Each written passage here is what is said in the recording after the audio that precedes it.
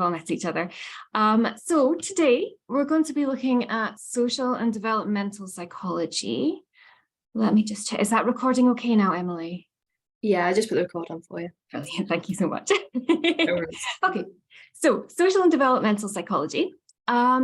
So to start off with, guys, what I'm doing here, I'm trying to have the chat up at the same time so I can speak to you at the same time. But if you can't see, let me know and I'll pop it away, okay? So first of all, what we're going to do today, we'll do a little recap over what you've done so far. I know we've covered 4 different approaches so far, so we're bombing through this quite quickly. We'll just do a very brief little recap of that. Then we're going to start off looking at the social approach, and then we'll look at the developmental approach. So ladies, please, if you can keep an eye on time for me as well, because you've probably gathered I tend to talk quite a lot. So if I am going on too much and we're getting short of time, if you could give me a wee heads up, that would be brilliant. So today, the main plan is to gain knowledge and understanding of social and developmental approaches, to gain knowledge of real-world applications of these approaches. Now, I know in psychology, probably most things have got real-world applications, but I think social and developmental in particular are they are quite applicable to the real world, you know, so it's very easy for us to sort of relate them to our everyday experience, our own personal experience, but also, especially with social, the wider world in general. At the moment, we've got a lot of material to choose from when we're looking at things from a social perspective. Not necessarily the best time to be living through, but certainly a good time from an academic perspective. So there's a lot of real world examples we can pick up on. And then, as always, to be able to do a bit of analysis of these approaches, look at the strengths and the weaknesses, okay? So yeah, so there might be quite a lot of content. Again, I'll try and get through as quickly as possible. I'll try and zoom through. But, you know, if I'm going too quickly, if there's anything you're unsure of, please just pop in the chat, pop your hand up. Do feel free to stop me in any way. You can even just shout out and I'll go over it and try and explain. Okay, so do feel free if there's anything that you're unclear of or I'm just going too quickly. So, quick summary, what we've looked at so far. The psychodynamic approach, the behaviorist approach, cognitive approach, and biological. So just a quick little pop quiz for you. Which approach, so if you just pop your answers in the chat, everybody, which approach believes that behavior is underpinned by unconscious processes? Can anyone remember?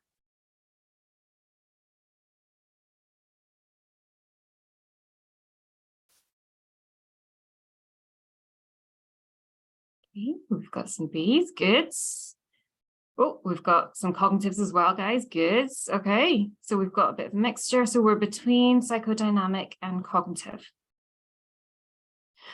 Okay, so the answer for that one is psychodynamic. So yeah, those of you who have said cognitive, absolutely, you're heading along the right direction, okay, because the cognitive is all about our thought processes, so I can see where you're coming from, okay? The cognitive is about thought processes such as memory, what should we say, and memory, thinking, you know, problem solving, all these kinds of things. Whereas the key thing with the psychodynamic, remember that's Freud, so Freud is sort of our key person with psychodynamic, is he's really interested in the subconscious, the unconscious, you know, the stuff that we're not aware of, because remember, he was all about, you know, all of our trauma, our difficulties, our sort of psychological problems are all caused by what's sort of bubbling away under the surface. And if it's not allowed out, you know, if we're not able to express it, that is when it turns into a psychological problem. So he is very much about the unconscious, you know, the things sort of at the back of the mind that we've maybe repressed, we've maybe pushed to the back of our mind, and then them sort of like getting bottled up, that's what causes psychological problems. So yes, you're absolutely heading along the right lines, but try and think of it in terms of the cognitive approach is about the thought processes that we are aware of. Usually, I'm saying this very roughly, but, you know, that we're aware of to the extent of, you know, we try and remember things, we're trying to problem solve. Whereas the psychodynamic approach is very much stuff we're not aware of, the sort of internal turmoil, the sort of battles between our angels and demons and all the rest of it. Okay. Next one, which approach compares the mind to a computer? Morning. Good. Good. Well done, guys. Yeah, I think you've all got that one right. Excellent. So yeah, again, the cognitive, it compares the mind to a computer, and then all the sort of internal stuff that's going on. So I can see why there was the thought about the unconscious stuff. But it's more the program. So think of the brain as your computer, and the sort of internal stuff, the software, is things like memory and thought processes and all the rest of it. Okay, and we tend to be quite aware of these. Okay, good. Which approach believes the behavior is controlled by the environment? And again, we'll kind of touch on that a wee bit again today. Okay. Good, excellent, guys. Well done. Yeah. All right for that one. Good. So the behaviorist, very good. Yeah. So the behaviorist, a lot of the behaviorist approach is about learning. So, how the environment, what happens to us, how that impacts upon our behavior. Now, there'll be quite a lot of crossover between that and the social approach today, but we'll try and talk about that a wee bit. Okay. So good. Yeah. Well done. And which approach studies psychology through physiological processes? Quite an easy one now. Good. Well done, everybody. Good. Biological. Yeah. So that's probably the simplest one, right? It's biological, so it's to do with our biology. Good. Excellent. Okay, very good. So that was a good recap. Yep, you're all on that. So well done. So today, when we're talking about social psychology, we are talking about our official definition, the scientific investigation of how the thoughts, feelings, and behaviors of individuals are influenced by the actual, imagined, or implied presence of others. Okay, so the key thing here really is how our thoughts and behaviors are influenced by those around us. Okay, that's really it in a nutshell. So how the social world influences our behavior and our thoughts. Now, you can probably all think of examples from your own lives, be it either your friends, your peer group, especially, the sort of traditional example of maybe when you were at high school, the sort of influence of peer pressure, where you felt you had to go along with your friends, or you felt you had to sort of behave or say certain things in order to fit in. Absolutely, Tony. Excellent. Social media. Yeah, that's a really good example, isn't it? And quite a modern example as well. That's something that's only appeared in fairly recent years, but yeah, absolutely. So there's a lot of sort of, shall we say, conformity there. There's a lot of peer pressure. There's a lot of de-individuation as well. Some other processes that we won't actually cover today, but you will cover later on in your social. So excellent. Yeah, really good point. So basically the idea is about how the people around us, be it either individuals or groups, how they influence our own thinking and behavior. And sometimes they don't actually need to be physically there. And sometimes they don't actually genuinely need to be pressuring us. Sometimes it's kind of ourselves putting onto ourselves what we think other people think. Again, you've maybe done that yourself. You've maybe been about to act in a certain way and you think, oh, what would they think if they knew? Or, what would my parents say if they knew? Or, my friends or whatever, So the kind of perceived, the imagined or implied presence of others. So, people don't even need to be there. Sometimes we can be influenced by them when they're not even there, or they've maybe even not voiced their opinion on a certain matter, but we are still influenced by them. So why do you think it's useful to study and understand social psychology? Why are we making you do this? Why do you think it's important? As I say, especially in this current world, why do you think it's important that we study this? Oh, good. Mental health. Yeah, well done. Can you elaborate on that a wee bit? How do you think that social psychology relates to mental health? Good, Tony. Yeah, how the masses think. Absolutely. Yeah, very good. Yeah, because we're not as individuals, we think. Yeah, absolutely. That's a really good point, because I think, we can often tend to think that we think for ourselves. We aren't influenced by other people. We're strong individuals who know our own minds. But often, as we'll see today, we can actually be more influenced by people than we think we are. So absolutely good point. Because we're all connected, Gissa, yes, very much, very much. Even if we try and deny that, even if we try and I think examples like COVID have shown that really well, haven't they? That one part, obviously that's on the larger scale, but one part of the world is very much related to other parts of the world. And there's a knock-on for everybody. So yeah, absolutely. Oh, good, Joe. That's an interesting one. We can predict how people will behave in times of trauma. Very good. Yeah. So emergency situations, especially, you can think of like emergency responses. So even things like, the tragic earthquakes that we're experiencing just now, natural disasters, also, and war zones as well. So we can try and organize and try and, get together an emergency response. So yeah, good. But also individual levels as well, right? If an individual has experienced trauma, also helps us understand how best to help them, both because trauma was perhaps caused by other people, but also because people can help. So, the good thing about social psychology is it shows, well, maybe a good thing, but, it sort of shows us the best and worst of what people can do for each other, which I think personally is why I'm quite interested in it. Study our social behavior, Lillian, good, yeah. Understand individual differences, good, that's an interesting one, yes, well done. Because we all have different pressures acting on us as well, good.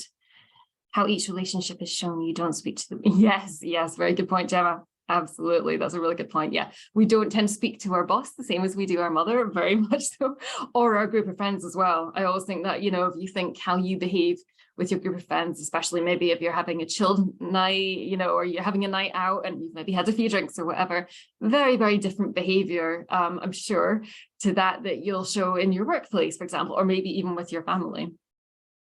To know how to view others, yep, good. We only have a choice of what we want to be influenced by. Yeah, that's a good point. We only have a choice of what we want to be influenced by. Yes, yeah. So that's an interesting one, isn't it? Because sometimes things happen to us, things happen in the world, as we've seen. And yes, some things we don't have choice over, and then some things we do. So yeah, that's a really good point. We'll come back to that. Globalization makes it yes, absolutely. Globalization makes it fundamental to understand each other's cultures. That's really important as well, isn't it? And especially in psychology, because we have been quite Western based traditionally. But with globalization, exactly as you're saying, Santi, we can travel very easily. We experience others, we can go to each other's countries, cultures. And, similarly, even with what we're doing just now, which is fantastic, online communication. We can speak, in seconds, we can speak to people from a completely different part of the world, different culture, all the rest. So yeah, it's very important that we are able to understand that and appreciate that. Predict people in need of care, good. That's a really good point, well done. Young offenders to prevent crime, very good, yeah. So things like, highlighting people who are perhaps at risk, people who are vulnerable, either from the social situation they're in or perhaps lack of social situation, people who are very isolated. So good, really well done, guys, good. So yes, lots and lots of reasons why it is useful for us to study social psychology. And as you've all said, I think especially in this current world where we are so connected, both sort of on a global scale, but also with things like social media, the internet, technology, we are so much more connected than we used to be, which in lots of ways is a blessing, but as we know, can also bring its own problems as well. Yes, Anastasia, well done. Yeah, in marketing, absolutely. Business psychology as well. There's a lot of crossover. Yeah, quite a lot of my students are coming from sort of like a business psychology background as well. So yeah, absolutely. Because again, it's all about sort of managing people and managing people processes and sort of group behaviors. So especially in a workplace where you think, you've got different teams, you've got, different levels of management, all the rest of it, is really important to be able to understand these sort of group processes and how people work or don't work together. It's good, excellent, really well done, everybody. Okay, so yeah, so we've pretty much covered that. So It enriches our understanding of the way we perceive ourselves in the world, in relation to the rest of the world as well. Helps us understand how groups influence our choices and actions, and helps us gain a greater appreciation for how our social perceptions affect our interactions with other people. So basically, you know, the way we view the world influences how we behave in it. And again, you know, how we view our world is very much impacted by the people that we spend time with, you know, how we've been brought up, our life experiences, who's around us, our culture, our neighborhood, all the rest of it. So there's so many different layers, so many different aspects. Sorry, this is jumping about a bit, but I'm trying to keep my chat open for you. There we go. Okay, so just a little bit about the historical context here. So as Aristotle said, he who is unable to live in a society or who has no need because he is sufficient for himself must be either a beast or a god. So basically he's saying that we, exactly as you guys have pointed out, we need other people, you know, by necessity, our lives involve interacting with and being surrounded by and being able to work with and communicate with other people. If we don't need to, or if we can't, then we're in difficulty, okay? Then there's something, you know, there's something noteworthy about us, Aristotle would say. And he's right, absolutely, to an extent, isn't he? Because as we've said, you know, we don't exist in a vacuum. We do have people around us. You know, we have individuals around us, we have our families, we have the people we've grown up with, we have fellow students, our work, all the rest of it. You know, it's very, very hard to escape other people. Now, one of the first investigations, one of the first sort of studies, I guess you would say, in social psychology was by Norman Triplett in the 1800s. And he came up with what was called the social facilitation effect. Has anybody heard of that? Does anybody know what that is? Again, I'm sure you'll have experienced it at some point.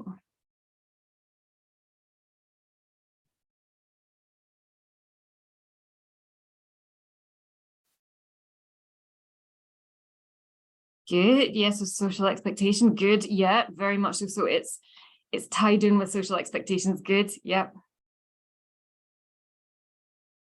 So kind of like the pressure from other people.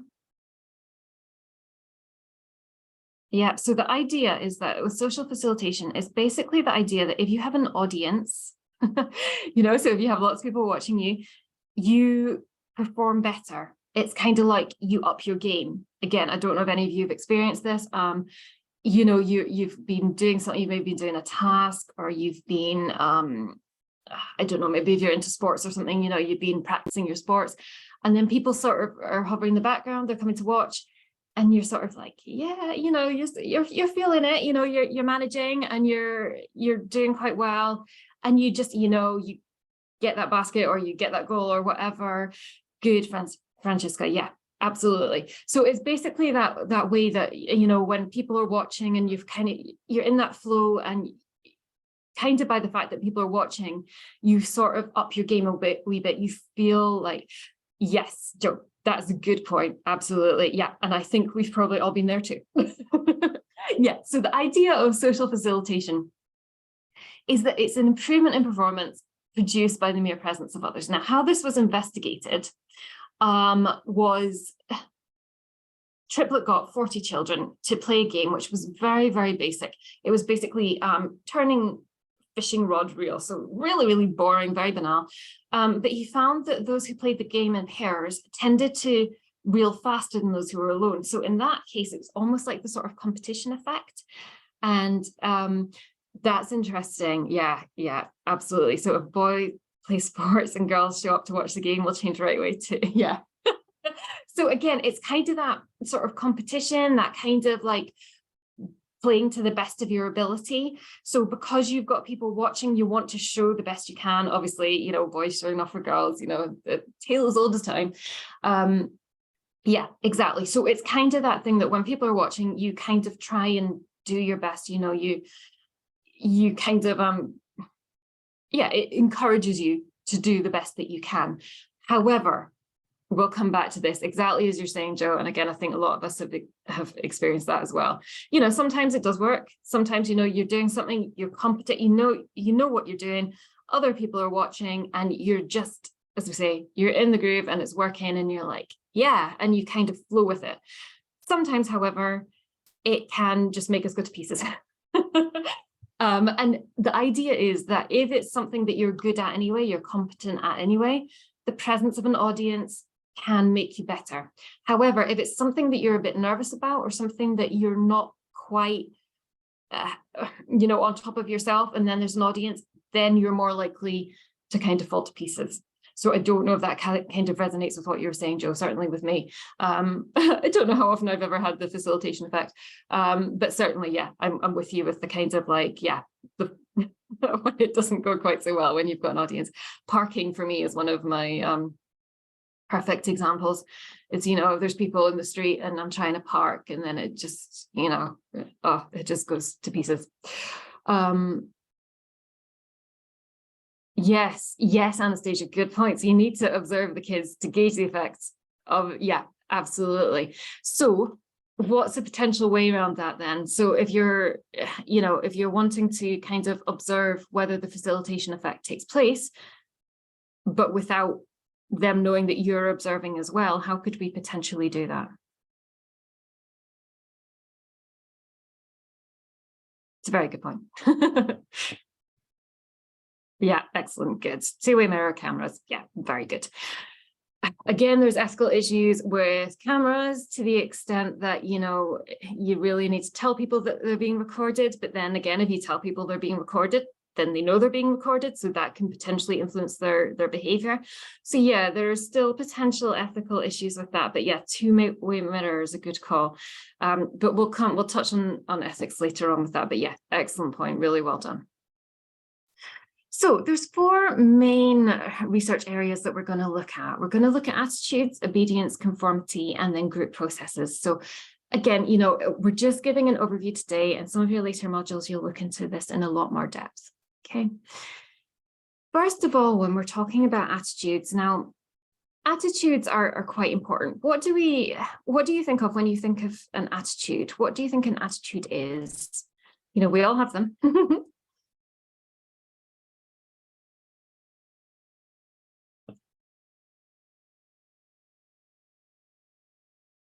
Yeah, good opinions. Yeah, definitely. Yeah, we all have our opinions, don't we? Good. Yeah, good. Perception and processing and reacting. Good. Well done, Anastasia. Yeah, behavior. That's a good point, Lillian. We'll come back to that. But yeah, behavior can be involved. Yeah, how you present yourself, a strongly held opinion about, yeah, good, Joe. Yeah, belief in something about ourselves and others. Good. Feeling about something, yeah, good. Thoughts and feelings about something or someone, our actions in reaction to something. Yeah, very good, guys. Yeah, absolutely. So again, it's like a word that we're very used to, right? You know, we all, it's very much in common usage, you know, when we talk about having attitudes towards something or beliefs about something, but generally it's the way that it's an organization of beliefs, feelings, and behavioral tendencies towards socially significant objects, groups, events, or symbols. But basically the idea is the feelings, the emotions, the beliefs, sometimes the way that we behave towards things in the world. You know, we can have attitudes about literally everything. I can have an attitude about the table in front of me. I actually do have an attitude about it. It's not very good. But, you know, we can have attitudes about something as banal as that, or, you know, very sophisticated attitudes about things like, you know, political situations or loved ones or whatever. You know, we have attitudes about basically everything. The idea is it's relatively enduring, so it tends to stick, you know, our attitudes tend to be fairly consistent. Again, we'll come back to that. But yeah, a combination of beliefs, feelings, and behavioral tendencies towards something. Okay. Now, as you were saying, sorry, was it Lily? Behavior, yeah, Lillian, sorry. How often do you think that our attitudes correspond with our behavior? Do you think that our attitudes always predict our behavior? Because one of the things that we tend to do in psychology is we tend to measure behavior, or we look at behavior, and we tend to infer people's attitudes from them, right? So if someone is behaving in a certain way, then we tend to assume that they have certain beliefs consistent with that behavior. So, you know, if we see someone at a women's rights rally, we tend to believe that therefore their attitudes, their beliefs are in support of women's rights. However, is that always the case? Could there be another reason that they're there, for example?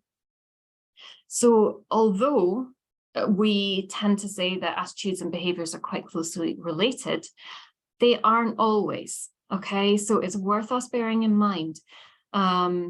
Good, get to excellent social expectations. We're less likely to behave in accordance with the group we are in and their attitude. Yes, yeah. An unconscious default system that's set up. Yeah, absolutely. So there's a lot of reason. And again, from your own lives, I'm sure there are times where you've behaved in a way that you think, you know, this isn't what I believe, you know, I'm doing this behavior again, you know, think of the peer pressure, you know, you've maybe your gang of friends is being nasty. So I'm sure none of you came to this situation, but you know, if your gang of friends is sort of ostracizing someone, and you're kind of going along with it because that's what all your friends are doing, but actually you quite like the person, but you're just going along with others because you don't want to be left out, you know, you don't want to be sort of left alone. Fear and worry, exactly. Absolutely, Anna, really well done. So again, you know, there's sort of the peer pressure thing that we often either behave or don't behave in the ways that we believe because we don't want to be judged, or we feel that we'll be ostracized ourselves, or we'll maybe face some sort of punishment if we don't. So there's lots and lots of reasons that we might not necessarily behave in a way that's consistent with our attitudes. So actually, estimates can be as low as sort of 2-3% in terms of attitudes actually leading to the associated behavior. So we have to be very, very careful when we're trying to like assume people's attitudes from their behavior, because as we know, you know, we often there are lots of other reasons that we can behave in certain ways that are absolutely nothing to do with our attitudes, and sometimes it can lead to that like sort of horrible feeling. Again, you've maybe experienced it yourself, where you're behaving in a certain way and it's not consistent with what you believe. It's not, you know, and you feel like this isn't me, you know, this is not what I truly believe. This is not who I truly am. But for whatever reason, you know, be it peer pressure, be it other reasons, you feel like you have to behave in that way. And it's horrible. It's not a nice feeling, that sort of inconsistency that you're not behaving in a way that's true to how you feel. So yeah, so attitudes are strongly influenced by social factors, but so are our behaviors. Now, one little theory model of how our attitudes and behaviors are linked is called the theory of planned behavior. Now, it's quite a nice little model, quite straightforward. I'll try and make it bigger for you. Oh no, that's not working. Sorry, I made it so big now that you can't see. So the idea is that we have our behaviors. Okay, so there you go. Hopefully you can see that. Sorry, I'm being so clever trying to multitask and having like things open everywhere that I'm just making life complicated. Okay, so we have our behaviors. With the theory of planned behavior, I find it easier to sort of work backwards. So we have our behavior. Okay, so let's say it's recycling behavior. Okay, whether we recycle, do the behavior, depends on our intention. You know, if we don't intend to, you know, if we don't plan to recycle, we're not actually going to do it, are we? You know, you have to sort of have the will, you need to have the psychological plan to actually do a behavior in order to do it, if that makes sense. Okay, so in order to recycle, you have to intend to recycle, you have to plan to do it. Whether you plan to do it depends on your attitudes about it. You know, if you don't think recycling matters, if you think it's pointless, if it's a waste of time, you're not going to intend to do it. You're going to think, you know, there's no point. Subjective norms are the ways that other people feel about it, you know, the way that the people around us feel about it.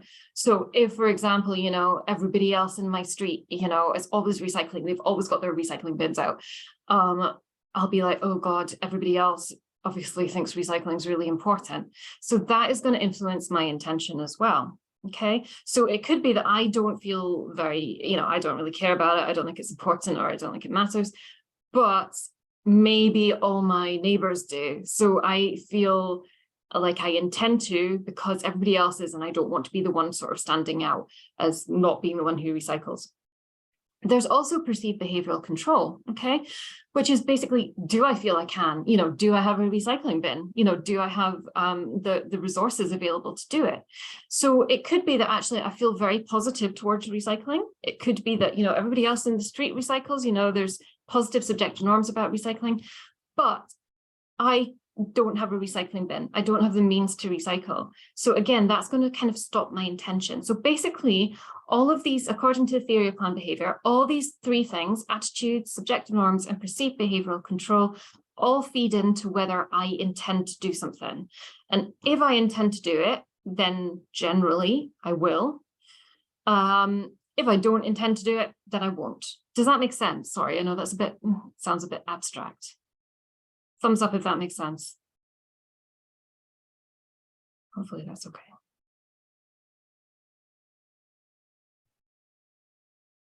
Yes. Okay, thank you, Katie. Okay, Katie understands. I'll go with the assumption that okay, thank you guys. Okay, if any, as I say, if any of what I've said doesn't make sense, or afterwards you're like, what was she saying? Just give me a shout, okay? But yeah, so the theory is basically that we need to intend to do something. We need to plan to do something in order to actually go through with it. But there are these different factors that all play a role. It's not just as simple as wanting to do something. We need to be able to do it. There needs to be quite strong. We need to believe that other people think it's important. We need to think it matters ourselves. So the idea is that all these factors kind of come into play. And that's why sometimes it's not quite as simple as us thinking, okay, these are my attitudes and therefore I'm going to behave in a way that's consistent with them. Sometimes, as we know, life is not as straightforward as that. So when we're talking about attitude change, there are a number of factors. So now, if we're looking about trying to change people's attitudes, and again, there's maybe a question about whether we actually whether it makes sense, whether it's ethical to change people's attitudes. Some people might argue, well, who are we to try and change other people's attitudes? But traditionally, it's been used for things like, especially things like health behaviors, for example, maybe reducing smoking, getting people to exercise more. So encouraging people to do things that are beneficial for them. So there are three things that were traditionally considered important when we're trying to change attitudes. One is the source, so where the message comes from. So if I am trying to persuade you that exercising is a good thing, if I am just telling you, as just an average person off the street, you might be like, what does she know? Why, she's not a very reliable source. What does she know about things? However, if I am telling you this as a professor of sports and nutrition, you might think, okay, yeah, she maybe knows what she's talking about, and you might be more inclined to listen to me. Now, to come back to the point about social media, maybe, traditionally, when this study was first done, obviously, traditionally, this has very much been that a source had to be considered credible in order for people to listen to them. So, be it a professor, someone who has a lot of knowledge, a lot of understanding in a particular area. Obviously, if it's about, fixing sinks, you wouldn't necessarily listen to a professor, you'd listen to a plumber. So it's a source that is reliable and credible for whatever the message is, okay? However, again, if you think about the modern world, how many of us listen to, for example, maybe influencers on social media that quite often, dare I say, don't have a great deal of credibility or expertise in the things that they're talking about? How often do we all look at, beautiful influencer who's got a lovely figure, and we take nutrition advice from her, or we take, lifestyle advice from her because she looks good, so it's kind of a tricky one, isn't it? You think traditionally, historically, people would very much pay attention to credibility and sort of traditional, what should we say, status even. And traditionally, that's not always been a good thing, has it? So it's kind of gone the other way. You know, first of all, people were very impressed by credentials and would always listen to people in authority and people who had those sort of, yeah, Lisa, yeah. People believe in good examples. Yeah, absolutely. But just because someone looks good in that example, does that necessarily mean that they actually understand? So for example, you know, I know some people who've got lovely figures, you know, got this sort of perfect figure, look great, but actually, you know, eat, you know, very, very badly, you know, live on sort of like chips and Coke, for example. You know, so yes, to an extent, but just because someone looks like a good example, does it actually mean? Yeah, so that's the thing. Yes, yeah, absolutely, Gemma, good. Yeah, so I think this is a really important point. You know, obviously when you look at the time that this original you know, study, this original work was done in the 50s, life was very, you know, culture and life was very different then, wasn't it? You know, there was much more deference to authority. So, you know, and we're going to come back to that later on, you know, if someone is sort of wearing a white coat, or if someone's a professor, or if someone's a politician or a doctor or whatever, they were sort of treated with a lot of respect, like this person knows what they're talking about. And as we know, just because someone is in a position of power or whatever doesn't necessarily mean that they're right, you know, and often people have blindly trusted those in a position of authority and have paid the price for it. However, arguably, you know, from, you know, what you guys are saying as well, you know, things have gone too far the other way, that now we often listen to people who have no credibility whatsoever or no sort of background or credentials at all in what they're talking about. You know, nowadays people often do give opinions and give advice to other people about things that they know nothing about. So it's kind of gone from one extreme to the other. And I think that's quite interesting, that although, you know, this is sort of the model that is traditionally the case, I do wonder whether that's kind of a bit outdated now, because of things like the advent of social media that has just changed life so much, that, you know, back in the 50s, we just couldn't have even imagined anything like this, you know, the sort of world that we're living in now. Yes, good, Anna. So it's kind of like an example of group thinking. Yeah, absolutely. Yeah. Oh, Joe. Yeah. So your daughter's very into sort of influencers and group form. Yeah. It's difficult, isn't it? And partly it's an age thing, you know, again, it's always been the way. And we have to remember that, you know, back in the 50s or whatever, you know, people still looked up to celebrities. They were maybe just different types of celebrities. Nowadays they're influencers. Back then they were maybe movie stars or sports people or whatever. So yes, absolutely, we can't trust the pictures we see anyway. Yeah. Yes, very good, Anastasia. Yeah, we need to educate ourselves and learn critical thinking and evaluation. Yeah. Yes, well, yes, I think you're right. People have always given their opinion on things they don't know about, but have they always been listened to and reached? Yes, they reached I mean, it's a really good point. Yes, they absolutely have. But I think in the past, there was very much more a belief that people should, you know, you would listen to someone who was in a position of sort of credibility, whereas now it's almost the opposite. It's almost like a sort of mistrust of authority, almost that's yeah, it's a tricky one, isn't it? But yeah, it's just a point to think on, because I do wonder if things are a bit different now.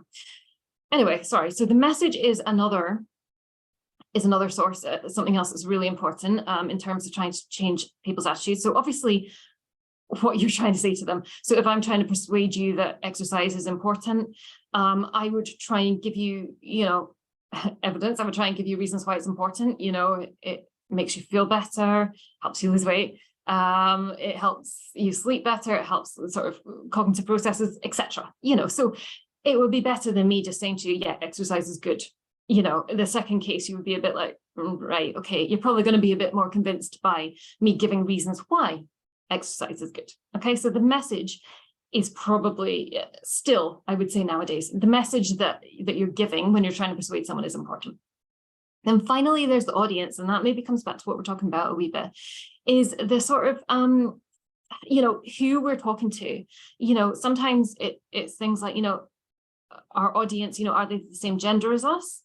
Do they kind of believe the same as us? You know, do they have the same background as us? Yeah, that's a good point, Santi. Yeah, so role models, yeah, very much so. So that kind of comes into it as well, doesn't it? So kind of the source, yeah, absolutely. So the role models, you know, is this person someone who I see as being like me? And that also is, yeah, that relates to the audience as well. So the audience is going to be more persuaded, usually if the message is coming from someone they see as being like them. There are also other things as well, you know, how attractive people are, whatever. And again, that's a technique that's been used through the ages, isn't it? You know, advertising has always used attractive people because, you know, we pay attention to attractive people. Yeah, Cynthia, yeah. Yeah, Mal, I agree with that. Yeah, who we use as inspiration says more about us. Yeah, very much so. So yeah, so these are the three things that are important, traditionally important in terms of when we're trying to change someone's attitude. It's important who we are as the people trying to change their opinion. It's important what we're saying, and it's important who we're giving the message to. Now, Maguire more recently added another two factors, sorry. So one was the channel, so how the message is delivered, you know, whether it's visually or auditory or both. So whether it's written, whether it's spoken, or both. And again, this is sort of, you know, become more sophisticated with time. And if you give a message in both a written and a spoken format, you are more likely to persuade people. The target behavior as well, you know, difficulty makes a difference, doesn't it? You know, so I'm busy saying to you, you know, okay, so exercise, you know, 7 times a week. I'm less likely to persuade you than if I say, you know, just once a week, just even try and go for a walk. You know, if I'm trying to get you to do something really difficult, it's probably less likely that you're going to do it just because it's really hard. If I'm trying to ask you to do something easy, you know, if I'm like, you know, take half an hour once a week to go for a walk, you're probably more likely to do it because it's easier to do. Okay. So hopefully all this is fairly, you know, it's a lot of this is common sense, but we do need to be careful in psychology because, sorry, social psychology in particular, because a lot of things seem like common sense, but actually they're usually more complicated than they seem. Much like life really, isn't it? But yeah, things like that I think are generally fairly common sense, but we do have to be careful, as we say, in terms of how life, especially in recent years, has evolved and has changed quite a lot, especially from when a lot of these original studies have been done. And especially with things like technology, because technology has moved forward so quickly that the research is sort of struggling to catch up. You know, research usually takes a few years to come out, so there can be a bit of a delay, a bit of a catch up. So when we're looking at social influences, there's 2 main types of social influence that we'll talk about, okay? One is conformity, which again is a phrase that you've probably heard, a word that you've probably heard, which is basically where we sort of give in to pressure from other people. And we go along with other people or feel that we should go along with other people. Even when it's against our own beliefs or our own feelings. Okay, so it's not doing something because we want to, it's when we're going along with others because we feel we should for one reason or another. Another is obedience. Again, you'll be very familiar with that. So basically it's when we do what we're told. Oftentimes it's, you know, when someone who's in a position of authority tells us to do something, but not always. You know, sometimes we obey when it's not someone in a position of authority. So, you know, obedience is just basically doing what you're told, going along with what someone tells you to do. Okay. Now, one of the most famous social psychological studies that you're probably aware of, but we'll do it anyway, just in case. Okay, so when I ask you, if you pop the answers in the chat, which of the lines on the right-hand side here is the same length as the line that says line underneath it? Okay, so A, B, or C, which one is the same length as line?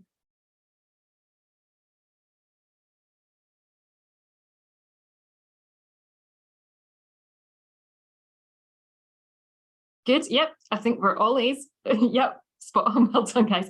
But how would you feel if when you were looking at the chat, thank you, Emily, if suddenly, as Emily has beautifully demonstrated for us there, if suddenly you saw a string of B's coming up there, you know, you were sitting thinking it's A, you were about to type A, and then you suddenly saw that everybody else in the chat was saying B. What would you think? Would you change your answer or would you stick with A? What do you think you would do? Ah, good for you, Tony. Good for you. Yeah, well done, guys. Yeah. Yeah, well done. Yeah. See, when I was younger, I probably would have been the same. I'd be like, no, I would stick with it. But, nowadays, when I self-reflect, I'm like, no, I'm sure I would change it, because if everybody else was giving a different answer to me, I think it depends what company I was in. If I was with my friends and they were all saying something different, I think I would be strong enough to say, what are you talking about? It's clearly A. But if it was with a group of strangers and everybody else was saying something different, I think I would probably go along with them. Yeah, Anna. Yeah.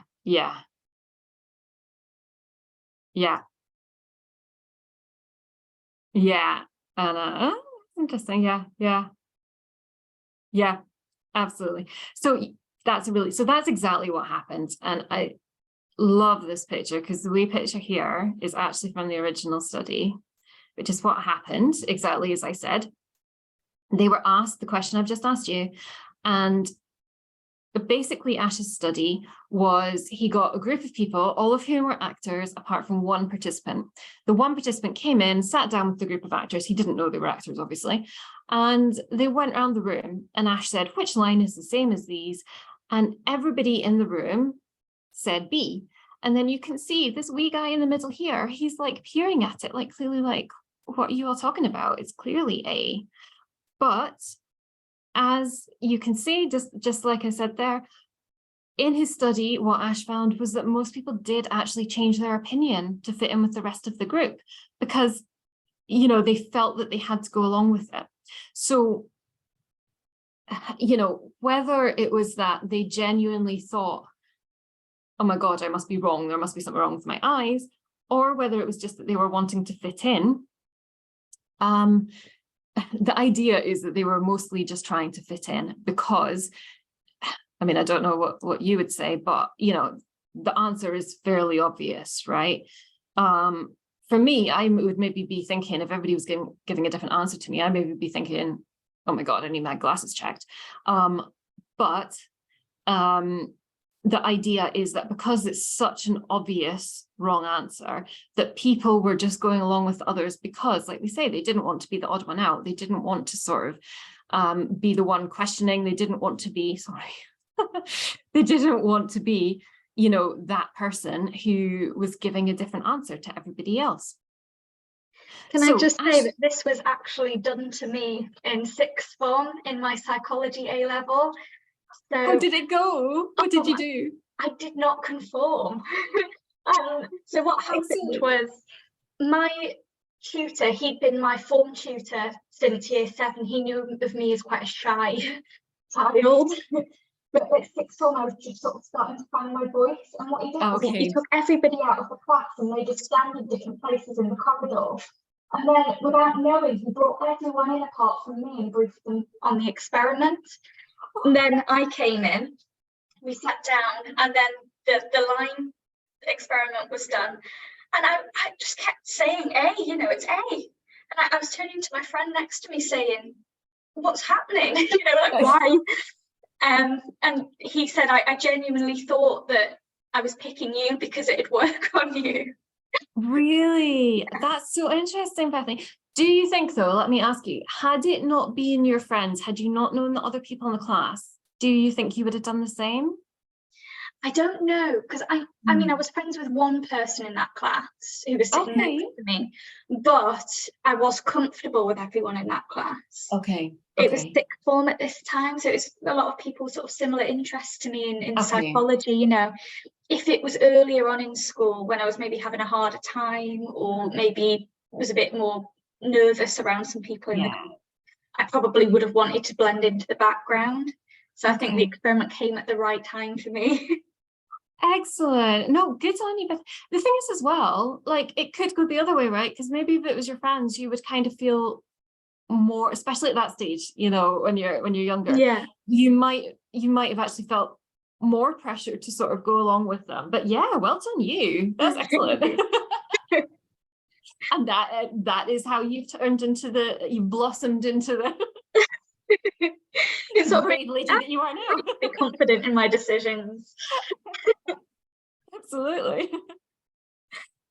That's interesting. Well, okay, so people less confident today. Yeah, that's an interesting one.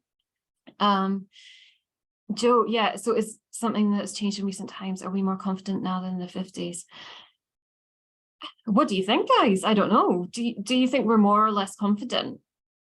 Maybe it depends what it's about as well. Do you think we're maybe more confident about some things, but less about other things?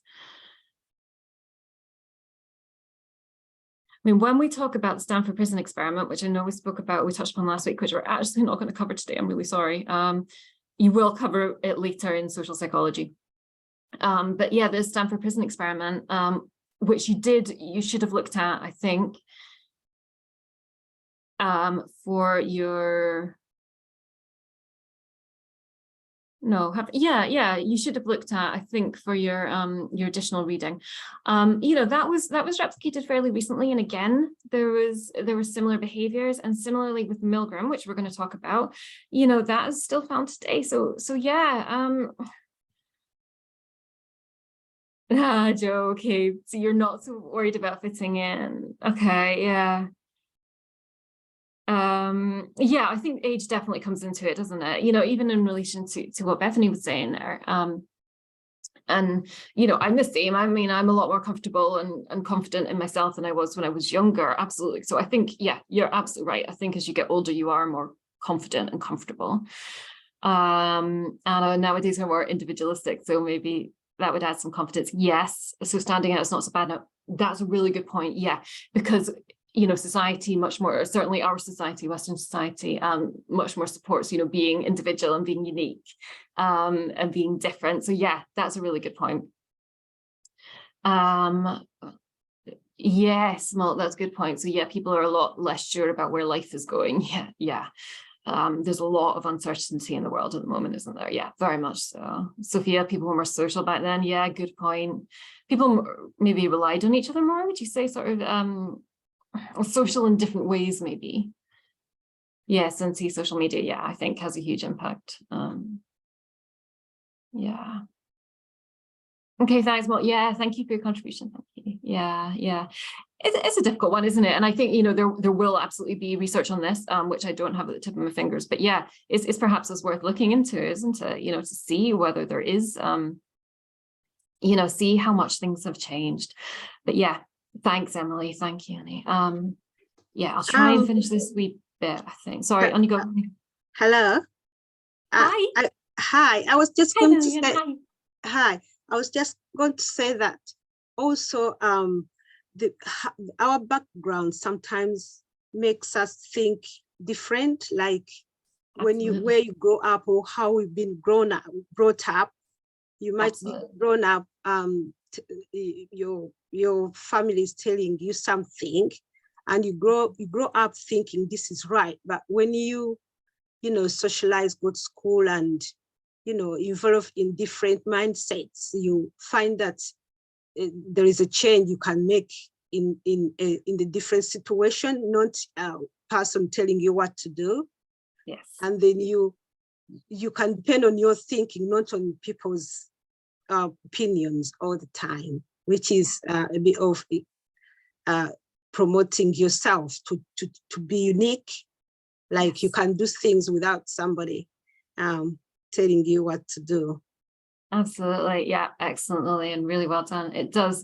Yeah, absolutely. I mean, that's the thing. We're all brought up differently as well, right? So, we all have our own sort of, we're brought up in different cultures, different families, different friends, even, different schooling, everything, we've all got different experiences. And yeah, that's the thing, isn't it? That, for all of us, once we sort of get out into the wider world, once we go to, kindergarten or nursery or whatever, or school, we meet new people outside our family. So we're exposed to different opinions. We hear different perspectives that we haven't necessarily heard before. And then for some people, it's kind of when if they move away to university, or once they're a little bit older, if they get a chance to travel or move away or whatever, again, they'll experience different opinions and perspectives. And yeah, absolutely. That's a really good point. Yeah. Yeah, well done. People are more confident because they express their views better and feel ease compared to some views. Yeah, that's a good point as well. Yeah, so again, it's more encouraged, isn't it, for people to sort of share their opinions and perspectives. Yeah, good. Okay, so I'll do a wee bit more and then I'll let you have a wee break, okay?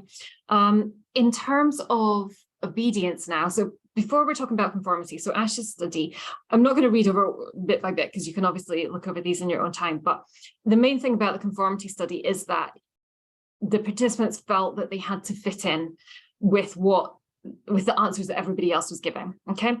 In Milgram's study, which I'm sure most of you will have heard of, which is the electric shock one, is people were directly told, so this is the obedience example, okay? So people were directly told by an experimenter. So this goes back to what I was saying earlier about people in a position of authority, people with credibility. So, there was an experimenter in a white lab coat who was sort of considered a person in a position of authority. It was, I think at Stanford University, it was in a laboratory. It was a very formal setting. So participants felt, here's someone in charge, here's someone who knows what they're doing, who knows what they're talking about. And the whole point of this experiment was really to see whether normal, everyday people could do, could inflict pain on other people, could harm other people purely because they were told to. And this study, like many of the famous social psychology studies, sort of around the 60s, 70s, 50s, 60s, 70s, were inspired by the events of the Second World War. And quite a few of the researchers were refugees, or their families were refugees, Jewish refugees from Nazi Germany. So obviously we're particularly interested in the kind of events of the Second World War from a personal perspective. So, the case of Adolf Eichmann, for example, one of the biggest, one of the what should we say, one of the main figures in the Nazi party, when he was put on trial, he was saying he was just following orders. He was just doing what he was told. And, probably everybody's question is, well, is that acceptable? At what stage do you turn around and say, no, I'm not doing that. I'm not inflicting harm on someone else. So that was kind of the background and what inspired Milgram's study. So again, I'm sure most of you have heard of this. Let me see if I can just, basically the idea was that there was a participant who was brought in. They were told that they were going to be a teacher. And there was a learner in the other room who was wired up to an electric machine. And every time the learner got something wrong, the teacher, the participant, had to give them an electric shock. And these electric shocks went from quite low, can't remember the lowest one, 15 volts, right up to 450 volts, which was sort of severe shock, potentially lethal. Yes, Diana, excellent. Yes, it was reproduced by Darren Brown, and yeah, exactly, had the same findings. Let me see, I don't know if I can play this in context. I am aware of her. Can you hear that, guys? Can you hear?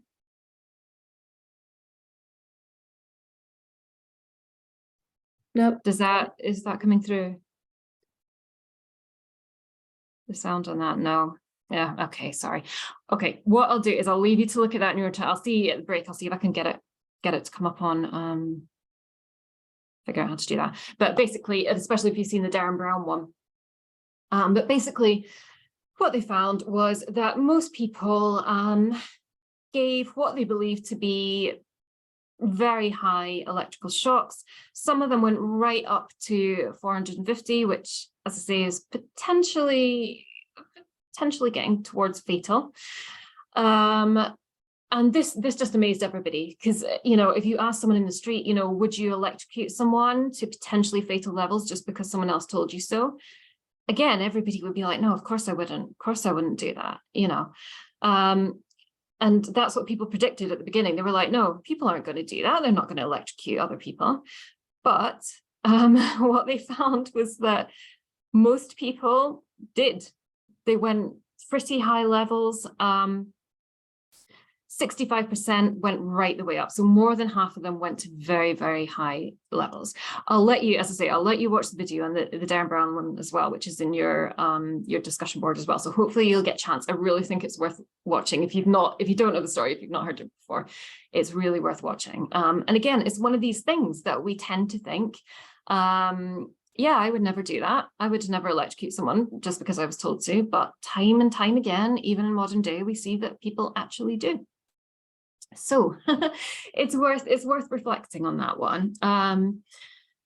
So yeah, sorry, let me just see. Yeah, just a few more slides and then we'll have a wee break. Sorry, I know I'm talking a lot at you here. So finally, our final aspect of social psychology that we'll look at today is group processes. So when we're looking at groups, we tend to have two main processes we look at. We have what we call intra-group, which is the processes that happen within a group. Okay, so you've got your group of friends, and intra-group processes are how you interact with and what goes on with all your little groups of friends. Okay, you know, sorry, all the individuals within your group of friends. So intra-group is what happens within a group. Intergroup is what happens between groups. So between your group of friends and somebody else's group. Okay, so that's sort of between groups. Intragroup, what we're looking at just now, is what goes on within your own little group. Okay. One of the things that happens is social facilitation, as we were talking about earlier, which is when we're performing a task and we perform it better when we've got others around us. However, social inhibition is the other side of that, which is what we were talking about earlier again, which is when we actually do worse when we're in the presence of others. Okay, so it tends to be that social facilitation takes place when the task is well known, when we're good at it already. You know, so if you're a professional musician and then you've got an audience, it tends to up your game, tends to make you better, you know, because you're well practiced, it's well, you know what you're doing. However, if you are just learning and you've got an audience, you're possibly not going to do so well if you've got people standing around watching you. Okay. Social loafing, again, is something that I'm sure you've all experienced, is when, you know, if you're in a group and because you're in a group, people don't put as much effort in. So again, you know, if you've ever had like a group task at work or at school and you are, you know, you all have a task to do, but because it's a group project, other people don't put so much effort in. If it's just you doing it yourself, you put a lot of effort in, but because there's a group, everybody's like, oh, someone else will do the main bit of it. Someone else will do the main group. So everybody kind of reduces the effort they put in because it's a group effort. So again, you know, that's traditionally very, very common when you're given group activities. So if you don't like group activities, that's a good thing to remind your lecturer if they give you one. And then finally, obviously we have, like we've spoken about quite a bit already, is we can influence other members' behaviors in the group. So, you know, you can think of extreme examples, sort of like cults, gang behavior, for example, again, like sort of teenager, peer pressure. Social loafing also applies to cases where people, yes, very, very good. So that we tend to call it diffusion of responsibility, but yes, it's a very similar process. Really well done. So you're describing, you know, a situation where maybe someone's in need of help. But if there's a group nearby, often people won't go to help them because they're like, oh, someone else will do it. Someone else will do it. Whereas if you're the only one available and you see someone in distress, usually we go to help because we're the only ones who can help. But if there's a lot of people about, it actually reduces the likelihood of, yeah. So it's a very, very similar process. Excellent. Really well done. Yeah. So yeah, so we can influence people's behavior, other people in the group's behavior through something called groupthink, which is basically, I think we've touched upon as well, where everybody in the group thinks the same. You know, people are maybe scared of raising a different opinion, exactly like we've seen in our conformity study. You know, people are maybe scared to give a different perspective or to sort of challenge the narrative. Or alternatively, the sort of obedience, you know, you feel like, especially if you think of something like a cult or gang behavior, there's often a leader and you're scared of going against them because you might be punished or what would happen to you.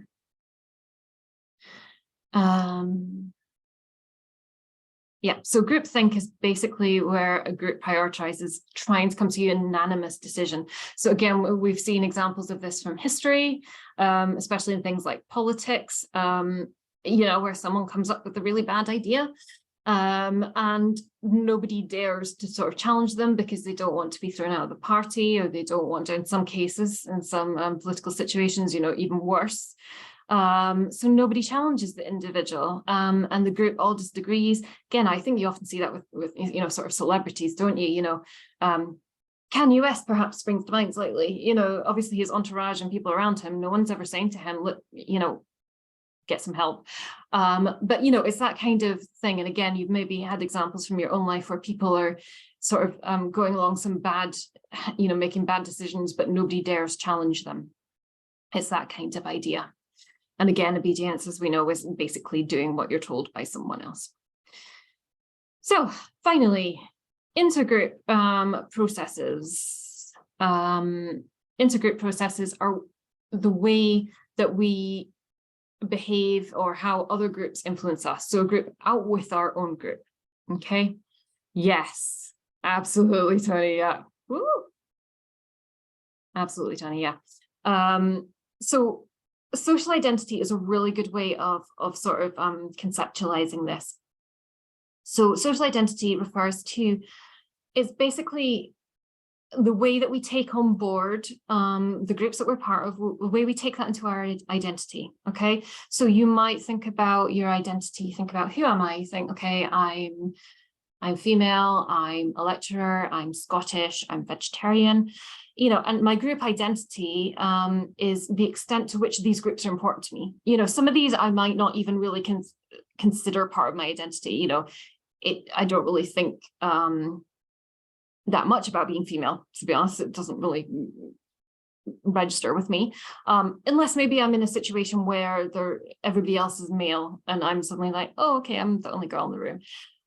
But basically, the idea when we're talking about group identity is that we take our identity from our groups, as opposed to just thinking about characteristics that are individual to us. Okay, so having this group identity means that we view ourselves as being part of this group. Again, I always think sports teams is a good way to, you know, maybe some of you are like this yourselves, but you know, you very much sort of take your team on board, right? You're like, oh, we won today. You know, you weren't playing on the pitch, but you know, you very much see it as a win for you. You know, it's very much a case of, oh, we beat them today. Or if someone insults your team, it's like, how dare you insult us? You know, you sort of take that identity, that group identity into yourself. But by viewing yourself as part of a group, you see yourself as an us, you know, you've got your group, and you see all other groups as a them. So, you know, they're outside your own. So you can see how one of the issues with sort of viewing yourself in terms of group membership is you automatically create a sort of us and them mindset.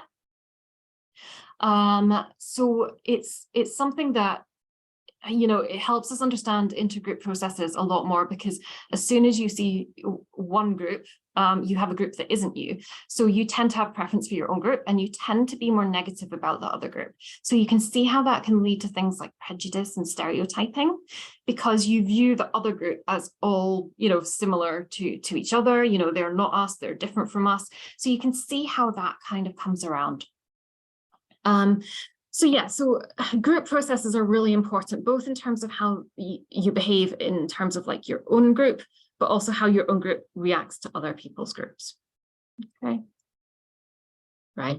And finally, so when we are thinking about social psychology, it's really useful because it helps us, it has very real world applications. So like we're saying, you know, social psychology is real. It's about, you know, what we see out in the world. It's about how we react to those around us, both in terms of our individual lives, but also wider world events as well. And because of that, it's high in ecological validity, which is hopefully a term that you're aware of. Ecological validity just refers to whether something's realistic or not. If it's high in ecological validity, it's just a fancy way of saying it's very realistic. It's a realistic situation because it is things that are happening in the real world.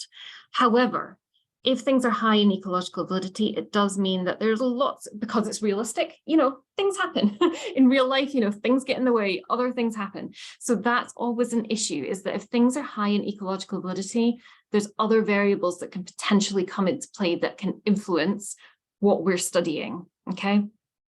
So field experiments, for example, if we're setting up, trying to measure things, so a field experiment can be difficult to control.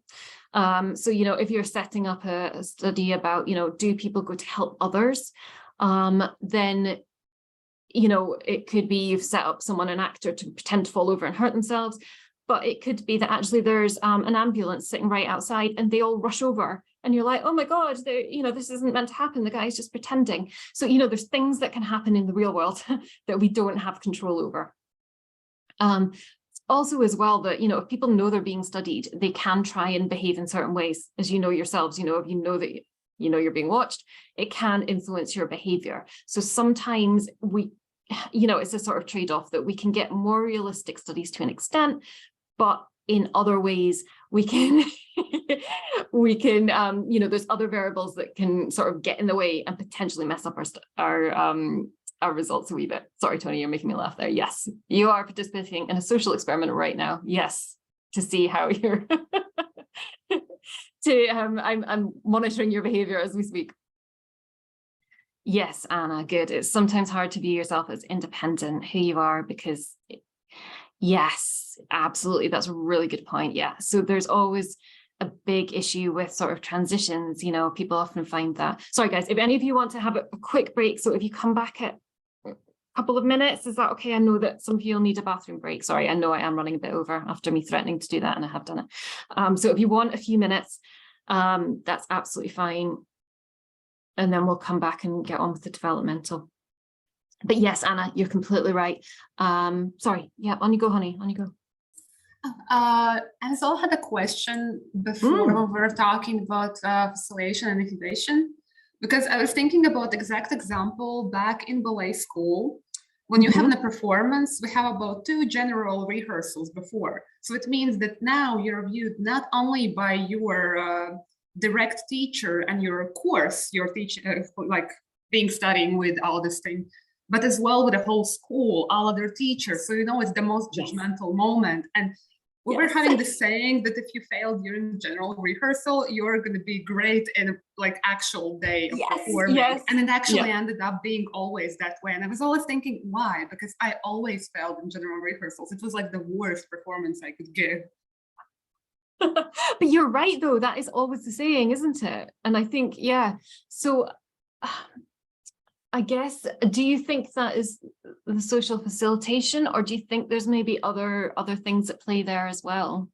I think maybe the people who view you actually, because when you're in a performance, one thing, there's a bit of dissociation and maybe even extra awareness of a stage, and you're by yourself and you know that you're giving it to the audience who aren't professionals, but there are professionals as well. So it's kind of weird, because when actually only teachers and other students view you and you know that they're going to actually give a harsh judgment on you and all these rumors later, you're kind of giving the worst, even though it's the same stage. And all those people who view you during general rehearsal, they're going to be as well in a performance day. So I was always thinking why we act that way.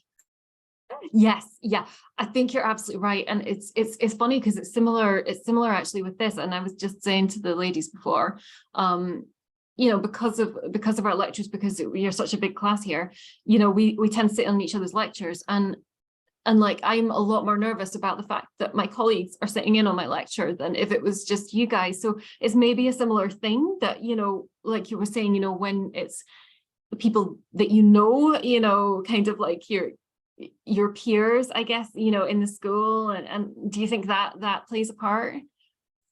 I think maybe yes, because it's the weirdest part. What was for me is that those people who are in general rehearsal when you're failing, they're going to be in the same day of performance when you're succeeding, but kind of the way you see it is absolutely different.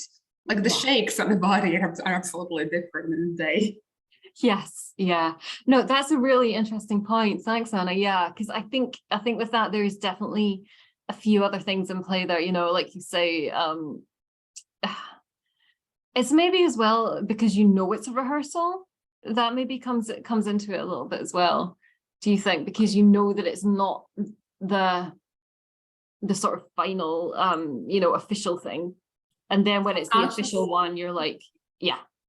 Maybe it could be, because I was always thinking it might be about audience who are watching you, but then again, they are going to be that day too. So yes, it's the weirdest point. So maybe it is really more about yourself. You're failing yourself. It's I'm going to think about that. Thank you, because that's a really good point. Yeah. I just think, well done you, because it's such a brave thing to do, isn't it? You're putting yourself out there.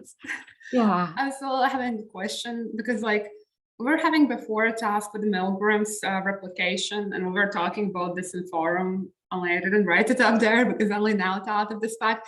When I was reading all this stuff and reading all the opinions of my course mates, I felt sometimes like a bit of a monster, because I enjoyed reading it and it felt kind of, this is an interesting experiment. There's a reason why we're talking about it still, even though it's so against any ethics we have nowadays.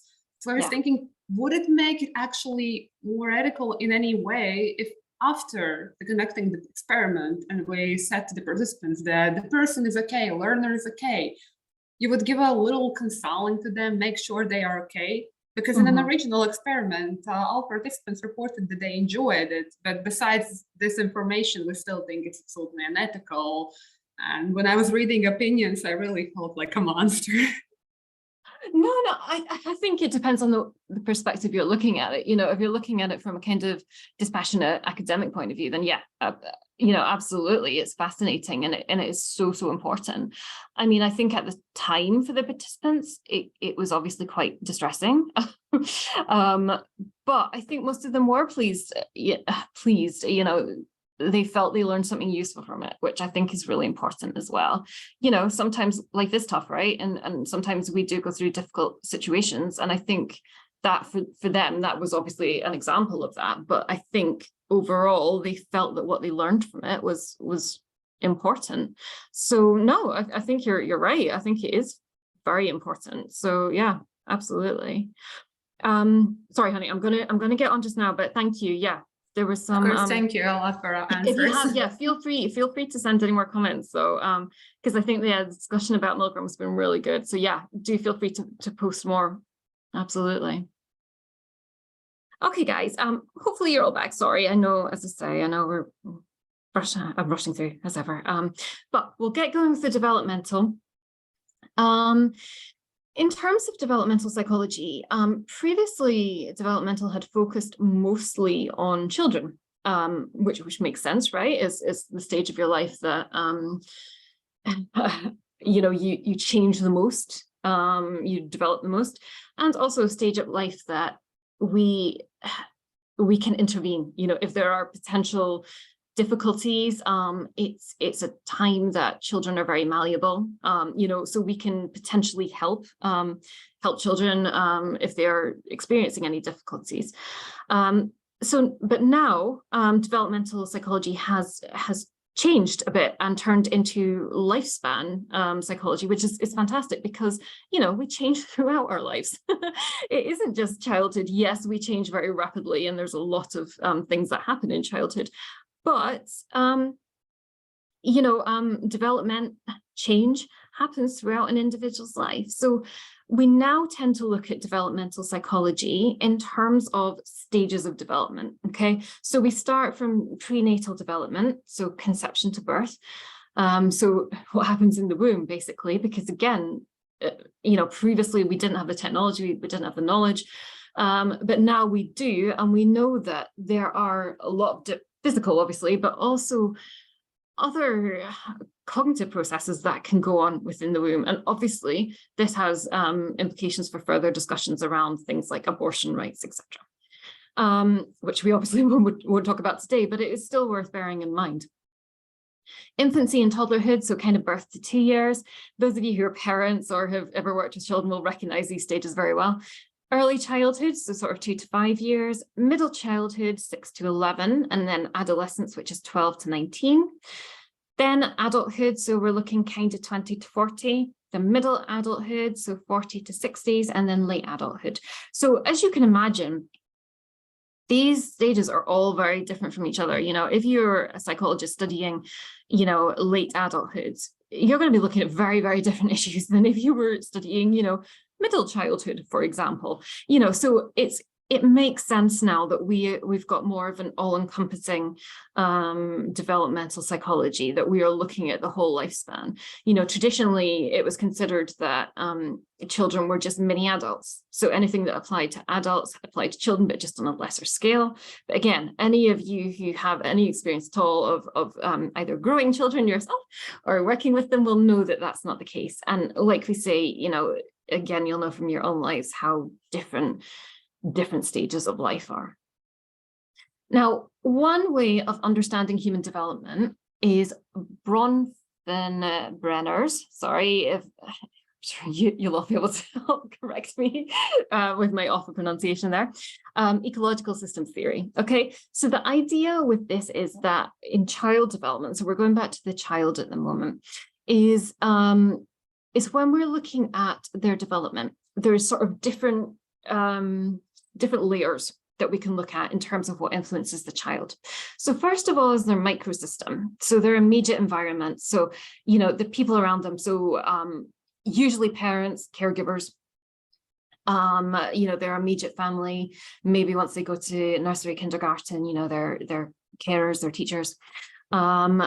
Then we have the next layer, which is the connections between the people in their immediate environment. Okay, so the connections between their parents and their teachers or different members of their family.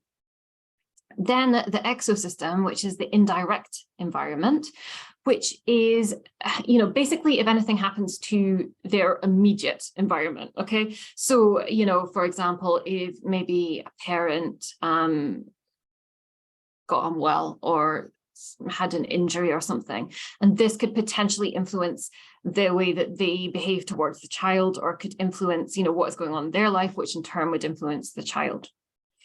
Then we have the macro system, which is how society sets expectations. So again, you know, like we were just saying earlier, so it could be like cultural, it could be you know, it could be sort of like more neighborhood expectations, you know, maybe if a child grows up in quite a high crime area, it could be, you know, religious, it could be anything, you know, but just a sort of more societal level. And then the chronosystem, which is basically all the environmental changes. So it could be things like, for example, COVID, you know, think of all the poor COVID babies, you know, things that happen in the world, or, you know, life transitions that go through, you know, maybe there's a loss of a parent or a grandparent or something. So the idea is that all of these things have an impact on the child. So a huge amount of, I don't want to say pressures, but a huge amount of factors that can potentially influence a child's development. And, you know, as you can see, it just takes something at one level that can potentially influence another level.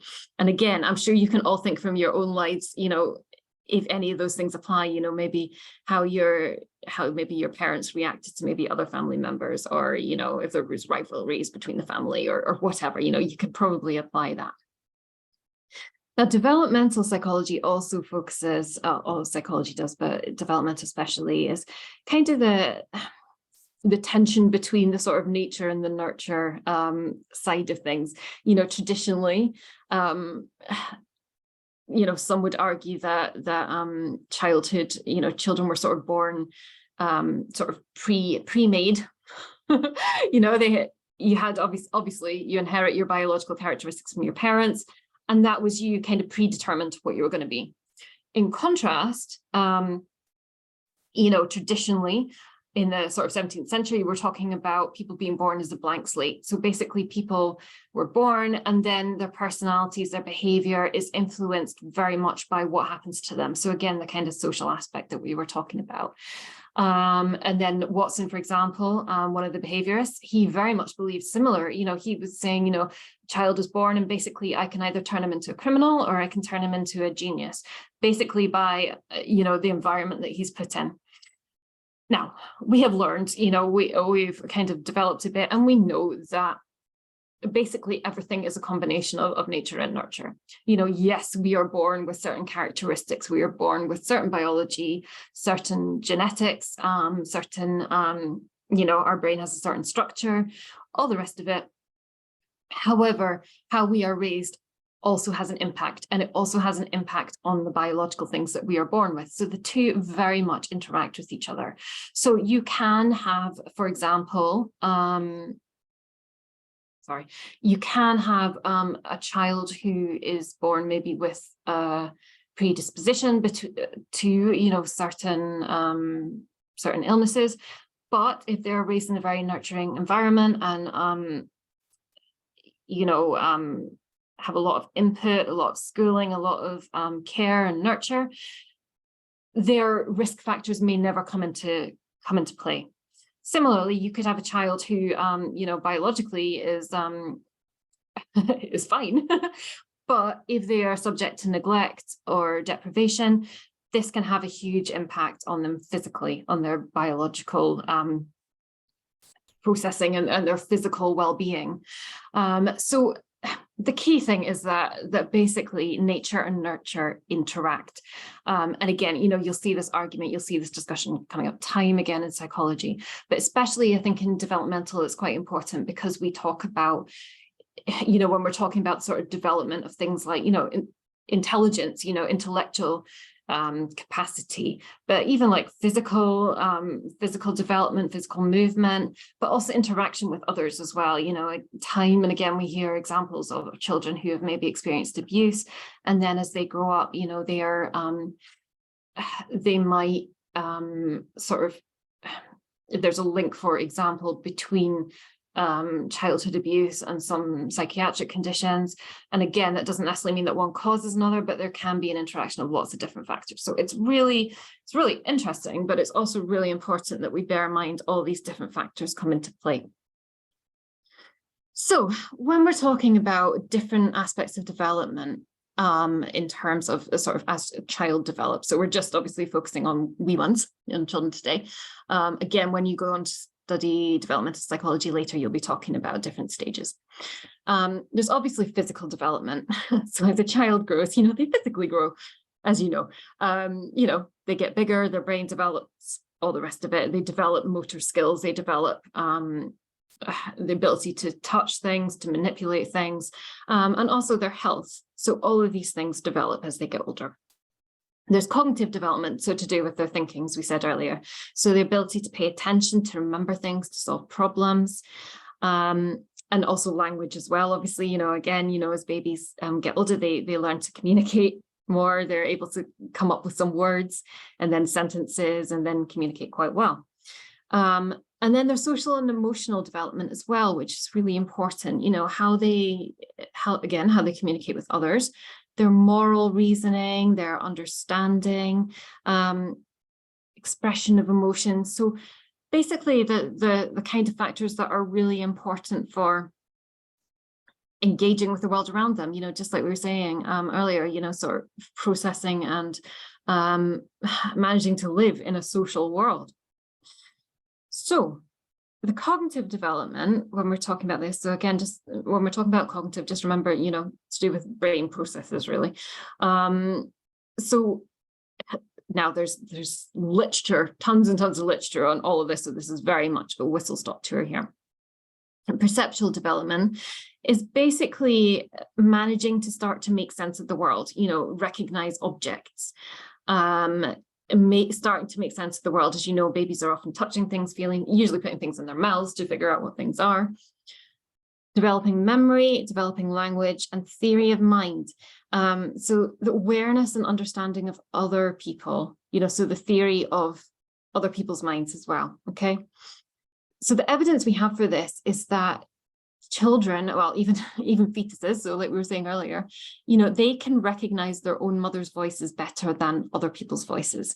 So now, again, because of technology, we're able to like compare play recordings of the mother's voice versus another person's voice, and the fetuses, feti, I don't know, they respond more to their mother's voices. So even before they are even born, they show a preference for their own mother. Okay, so these examples here very much point to the biological, okay, so the nature side of the argument, don't they? Because basically the babies come out with certain abilities. So I mean, I suppose you could say there's some learning happening there, but basically they have this inbuilt ability to be able to recognize people who are important to them. Between 7 and 12 months, they develop a sense of size constancy. So this is basically they're able to recognize things, they're able to figure out sort of the distance of things from the size of them. So it's kind of like the small and far away things. So, you know, if I hold something far away, you know it's far away and it's not just small. So babies can do that at a very, very young age. And between 1 and 4 days, they tend to respond more strongly to faces rather than other objects. So again, you know, these abilities that they basically come out with demonstrate that there are certain skills, there are certain things that is very, very beneficial for babies or humans or whatever, to be able to do basically from the word go. It helps them survive. You know, there's sort of like biological inbuilt reasons for this. So in terms of social development, basically when we're talking about pro-social behavior, so pro-social behavior is basically behavior that is nice to other people. It's helping other people, really. So voluntary intentional action that produces a positive or beneficial outcome for the recipient. So it's basically helping other people. And again, quite young children are able to do this. So 4 or 5-year-olds can display pro-social behavior. So things like comforting friends and sharing. So, you know, if their friend is upset, they can recognize that and they try and help them, or they'll maybe share a toy. They can also display empathy. So even quite wee ones, so we're looking at just over a year, so 13 months, they can show empathy towards a distressed child. So, you know, they're aware of another child that's distressed, and they kind of, again, they can't obviously vocalize it, they can't display it in the same way as us, but they can show concern. You know, they look sadly at them, or, you know, they do sort of make some sort of concerned sort of noises. So again, very, very young age. But there are stages of empathy development. Okay, so there's global empathy, which is just generally, if someone else is upset, they're upset too. So they're aware that there's something to be upset about. Then we have egocentric empathy, which is when a child will try and comfort someone in a way that helps them. So you often see, you sometimes see like the sweetest videos of doggies doing that. You know, like if their human is sad, they'll take them a sock because it's their sock that they like. So they'll give it to the human to make their human feel better. So it's that kind of thing. Incidentally, a lot of these processes we see in animals as well.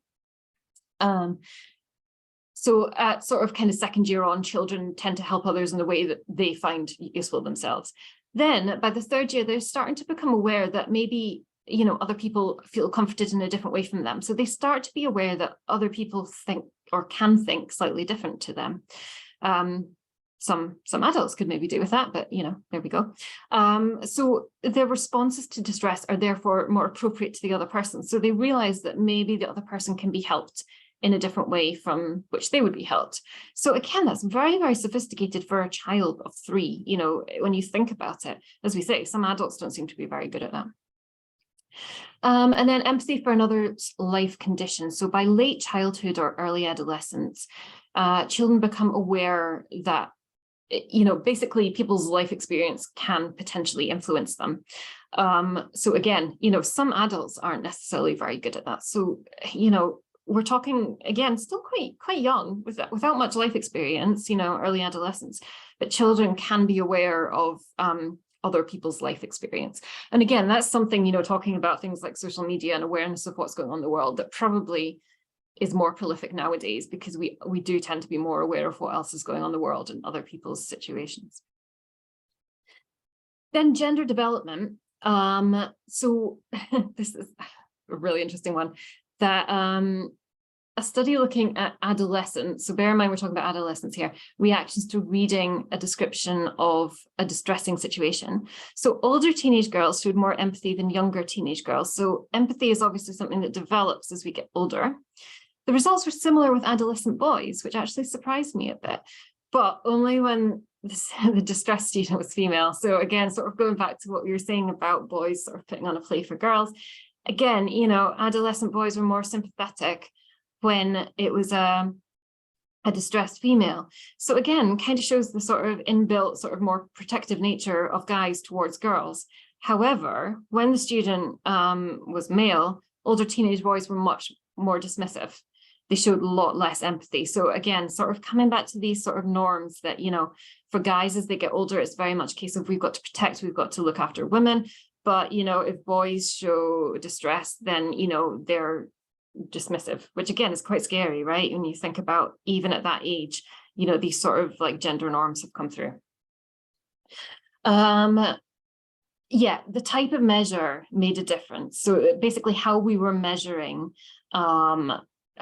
gender differences makes a difference. So if it were versus, you know, questionnaires versus sort of interviews, that made a difference. So that's worth bearing in mind as well, is how we are trying to investigate these things. In terms of gender development, by the age of 2, children can usually identify whether they're male or female. So again, quite young age. But awareness of gender can be evident before this, where, you know, again, sort of before a year of age, children can, sorry, call them children, infants, can sort of identify the difference between male and females, which is, again, is quite remarkable, isn't it? But again, maybe comes back to the biological aspect of being inbuilt, that it's maybe beneficial for children of that age to be able to differentiate between men and women. Yeah, and sexual stereotypes. So again, this is an argument more for the nurture side, isn't it? That the sort of stereotypes kind of developed by the time children turn sort of 4. So they might think of a firefighter as being male and nursing as or nurse being female. So that's probably more of an argument for the nurture side. So again, you can think about this, you know, keep in the back of your mind the sort of nature nurture argument. Now, attachment, which you've probably heard of. I've got a few wee videos for this, but I think I'll probably just leave you to look at them in their own time. They're just a few minutes, but we'll see how we get on. But basically, the idea of attachment is, you know, we're all aware of it for adults as well, a lasting psychological connection between human beings. You know, it's crucial, we could possibly go as far as saying, for human development. Especially for babies, especially for wee ones. You could say maybe for any animal development, you know, for any living thing. You know, most of the time when things are born, they need to be looked after by their parents. So attachment is very important. There's 5 stages of attachment development. Again, babies, I don't know if all animals are the same, probably not. But, you know, certainly in humans, at first, the baby doesn't really make a distinction between people. It's just kind of like, oh, there's an adult, there's a human. Sorry for the Bowlby one, Joe, I'll come back to you on that one. Remind me, chase me at the end for that, okay? The baby doesn't really distinguish between people. It's just like, oh, there's an adult, I'll try and get its attention.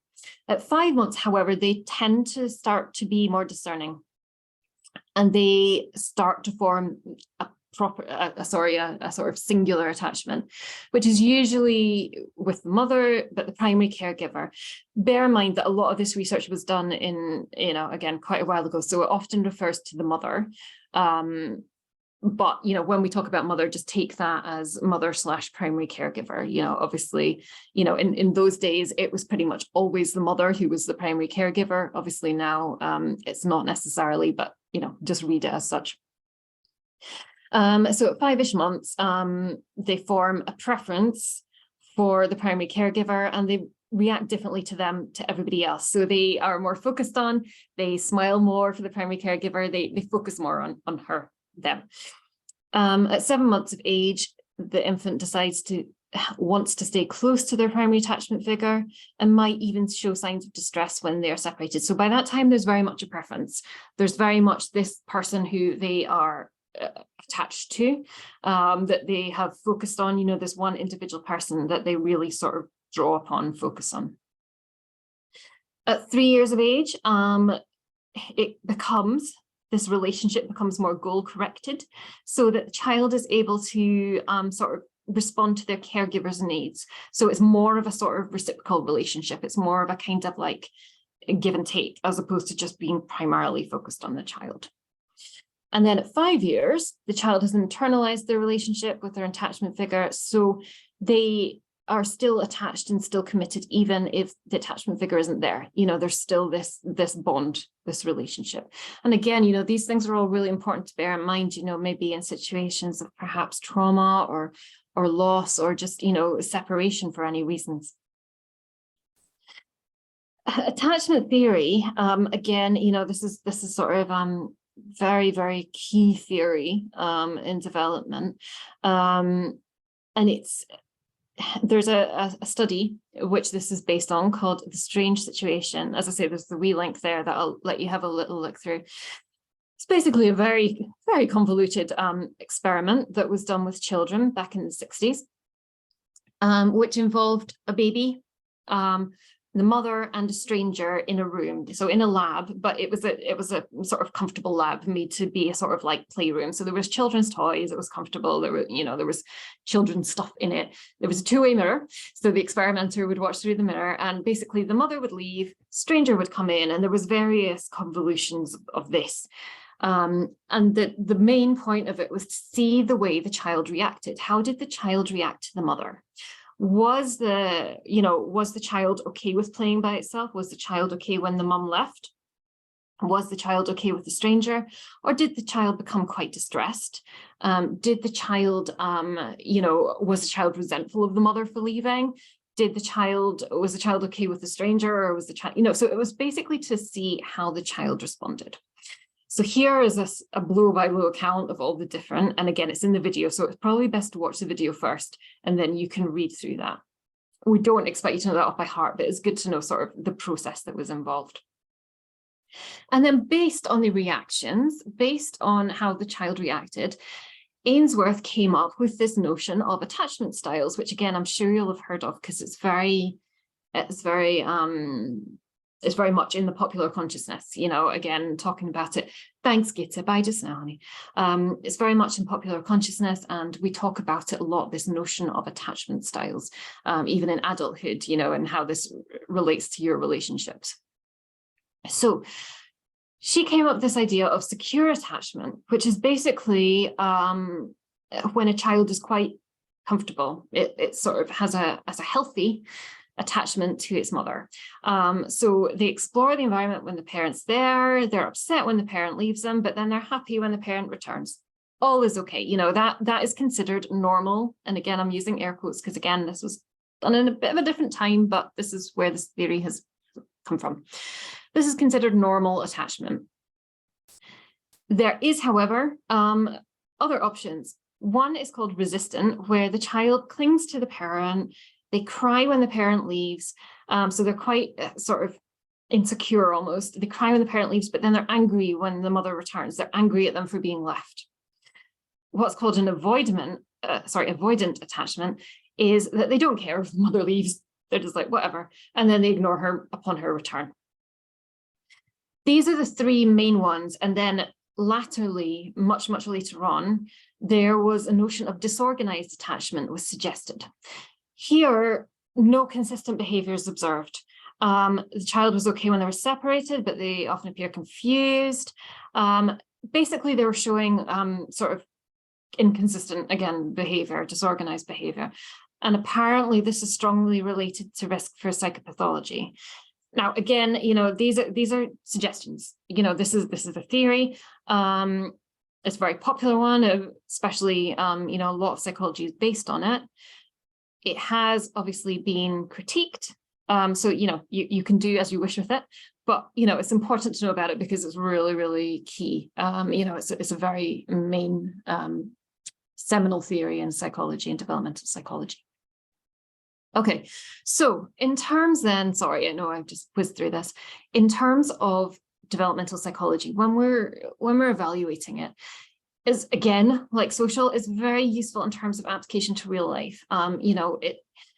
It applies in education systems, childcare, social care. You know, there's so many potential interventions. As I said earlier, you know, it's a very useful type of psychology and understanding in terms of helping at a sort of societal level. Children require simple experiments with standardized procedures. So this is a big advantage because it means that findings are more likely to be reliable. So, you know, they tend to be quite controlled. As I was saying about the strange situation example I was giving earlier, it's very much a case of at this time, the stranger leaves, at this time, the mother comes back. You know, it's very regimented. So it's very good for replication. In terms of weaknesses, however, children can be very influenced by other people, as you know. So, you know, just the presence of an experiment or someone else there, they can very much sort of be subject to demand characteristics. So basically they can be influenced by other people and feel that they've got to behave in certain ways because they're being watched. So, you know, it could be that, you know, the experimenter's there, so they feel they've got to be good, or, you know, the experimenter's there, so they're feeling shy, whatever. Younger children are not able to communicate with researchers, obviously, or able to understand difficult tasks. So, you know, so then, like we were saying earlier, we need to look at behavior, which, as we know, doesn't necessarily relate to what the child is actually thinking or how the child feels. You know, so there are quite a lot of inferences going on there. There's also ethical issues with the use of children. So as you can imagine, you know, parental consent has to happen, but they can't consent themselves. And if you see some of the studies, you know, Amy spoke about the Little Albert study, the one where the wee one was scared by the pipe being banged behind him and he developed a phobia of fluffy things. You know, obviously that's just horrendous and completely unethical. Some of these other studies we're looking at are not nearly as bad as that, but the child is still distressed. You know, we see that the child is crying when the mum leaves and whatever, and you think, you know, you feel a bit uncomfortable watching it, and you think, is this really, you know, are we okay with this? So it is something that we need to bear in mind as well. So, sorry guys, as I say, very whistle-stop tour. Are there any questions on any of that? Let me get you up so I can see. Do we feel generally okay with most of that? If there's anything, especially on the developmental stuff, if there's anything that you want to ask or check with me, yep, Joe, I'll get that. So the Bowlby one, I think you were looking at, wasn't it?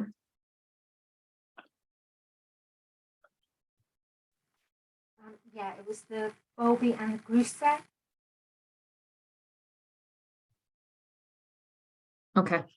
What I'll do is I'll check, because I think it might be in your required reading, so I will double check that for you. Thank you. I think there's, and I'll send you a wee message. Different... Oh, brilliant! Thank you very much. Okay. I'll put it up on the. I'll put it on the group thing so everybody can see, Joe, if that's okay. Okay. Yeah, no problem. I see a hand. Yep. Yes, that's me again. Oh, hi, Anna. Sorry, I didn't see the name. Sorry, hi, Anna. That's okay. Yes, I wanted to ask before, when we were talking about empathy development and egocentric empathy, I went through lessons, don't remember so well yet because I didn't know, but you were telling that so often adults aren't so good at understanding other needs. And actually, there are so many people who are keeping on this egocentric empathy. The question is, would it be a digression, or they never really developed this skill, or it would be disorder, even like something narcissistic?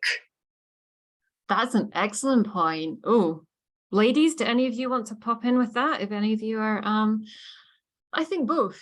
I think both, to be honest. I think that, yeah, it could be that an individual has maybe just never, because I mean, empathy is pretty much on a spectrum, right? So, you know, some people are just less empathetic and maybe are just not, have never just quite got the sort of ability to put themselves in another's perspective.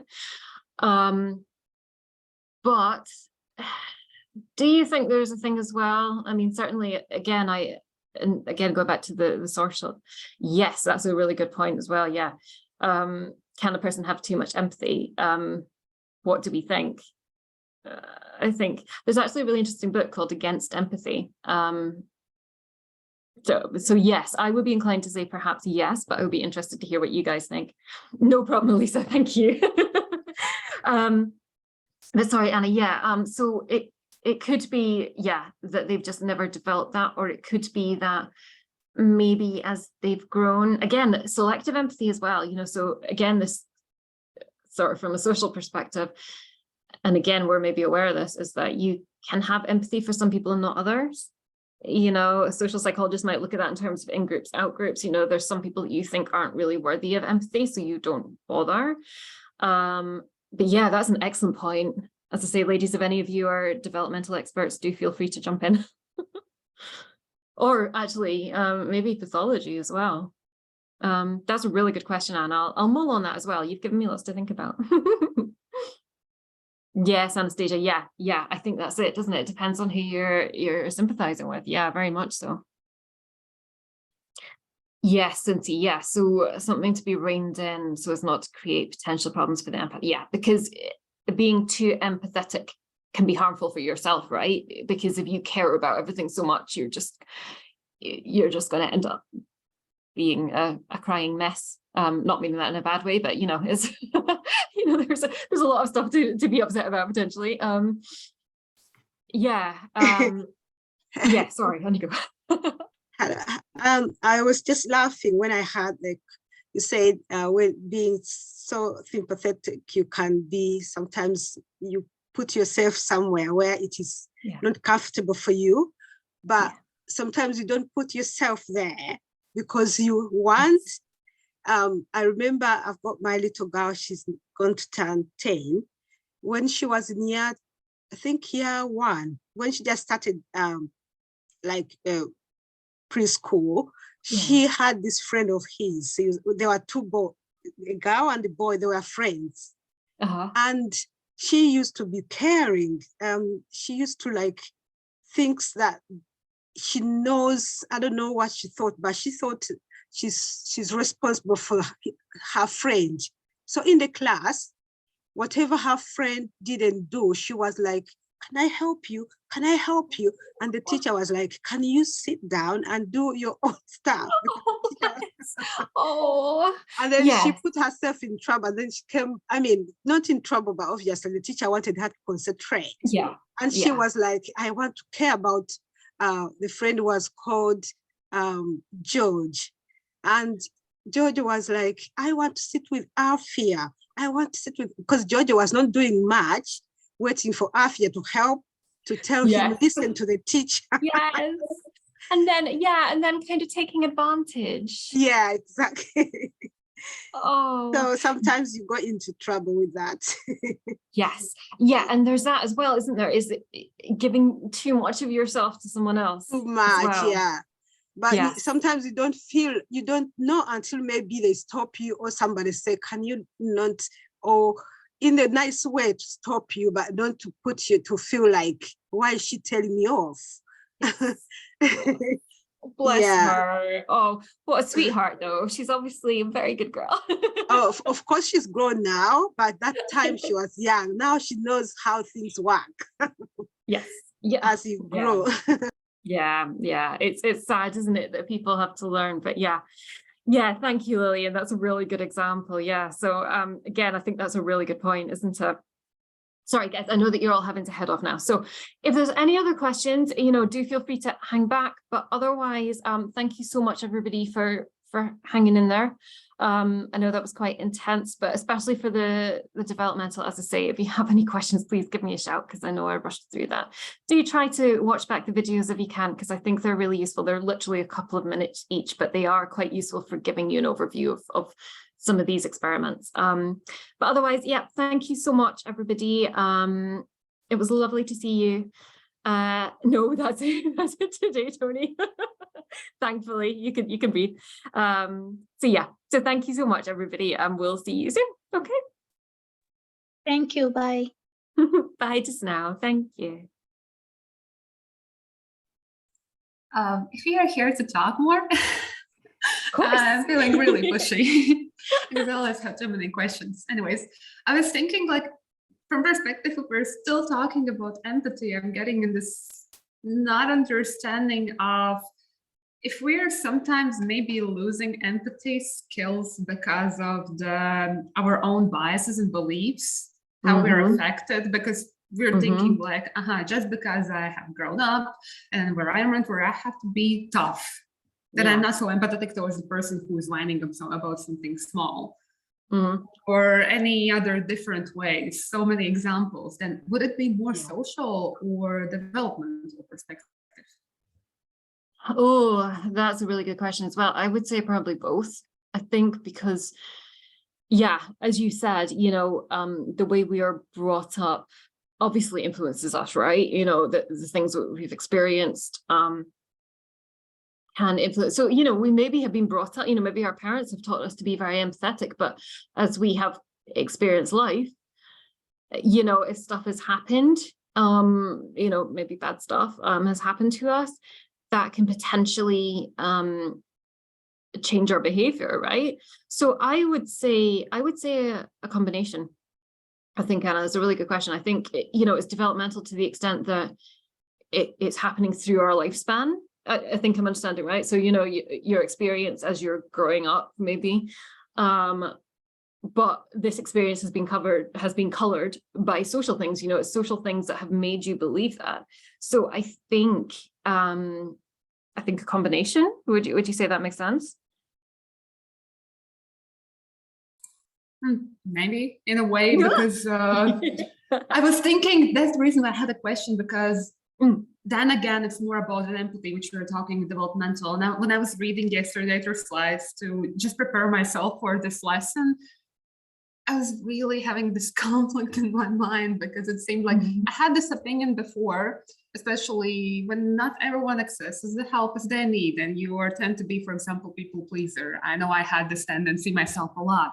And then nowadays, TikTok, Instagram, everything, they might help us with these like quick advice and everything. And I have heard this opinion that we are not meant to understand other feelings in a way of idea, that you should not try to predict what other person thinks and how they feel, because sometimes you feel, this person is feeling angry, it's my fault or something. So it kind of lowers this thing. But then again, you're reading that empathy is kind of one of our core skills we are born with and we develop. And it's proven that some kids are genetically just more empathetic.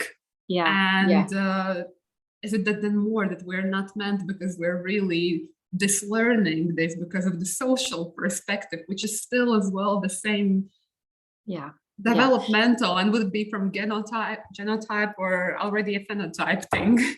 Yeah, that's a really good point. So I guess the thing is, I suppose, how do we define empathy? Is it that it's a case of someone tells us how they're feeling and then we respond to it through putting ourselves in their position, and then we say, okay, I understand, or is it that we sort of preempt how they're feeling based on their circumstances? Because then, as you say, then that's kind of the mind reading thing, which is not very helpful, and can be potentially problematic. And then, is it okay if I just make a point that came up? Yes, please. Level Please, two Jo. was the difference between empathy and sympathy. Whereas sympathy is where we try and relate to our own situation. And we think, we remember being that way before, and therefore that's how this person must be feeling. And the empathy is actually trying to put yourself in their shoes, and saying, how do you feel? Tell me about your feelings. Tell me about how you're actually feeling about this. I understand this has been a really difficult time for you, and keeping an open mind and not putting judgment on that person. Whereas obviously with sympathy, you're bringing your own judgment in because you're comparing it to something that was in your past. And I always thought I was very empathetic, but I think really what I have been in the past is very sympathetic. And I think this is, does that help at all? I think was it Anna? Anna was talking, wasn't it? Yeah, this is an amazing point. Actually, it makes me think about the moments when often someone more, someone less would tend to say, I know what you're talking about, or a bit, because I had the situation like this. And so often people perceive it as a bad thing because you're taking attention on yourself from their situation, even if you're just trying to make them understand that, hey, I understand you. And in this case, it would be more sympathy than, because Yeah, I mean, on one side, it's something that I've been looking yeah. into because I want to do counselling. So I've recently done one in counselling, and it is a difference between being sympathetic and empathetic. It is very important, and I think this is it. It is empathy is trying to really put yourself in the position, but at the same time keeping your own mental health and your own well-being in that position. So I think that's where empathy can become too much if you put too much of yourself on the line at the same time, that you're going to start affecting your own level. So from my perspective, doing psychology, looking to it as a counsellor, it's something that, you know, I think I have to really study well, because I have been in the past very empathetic and I've let it get to me, and it's really affected me.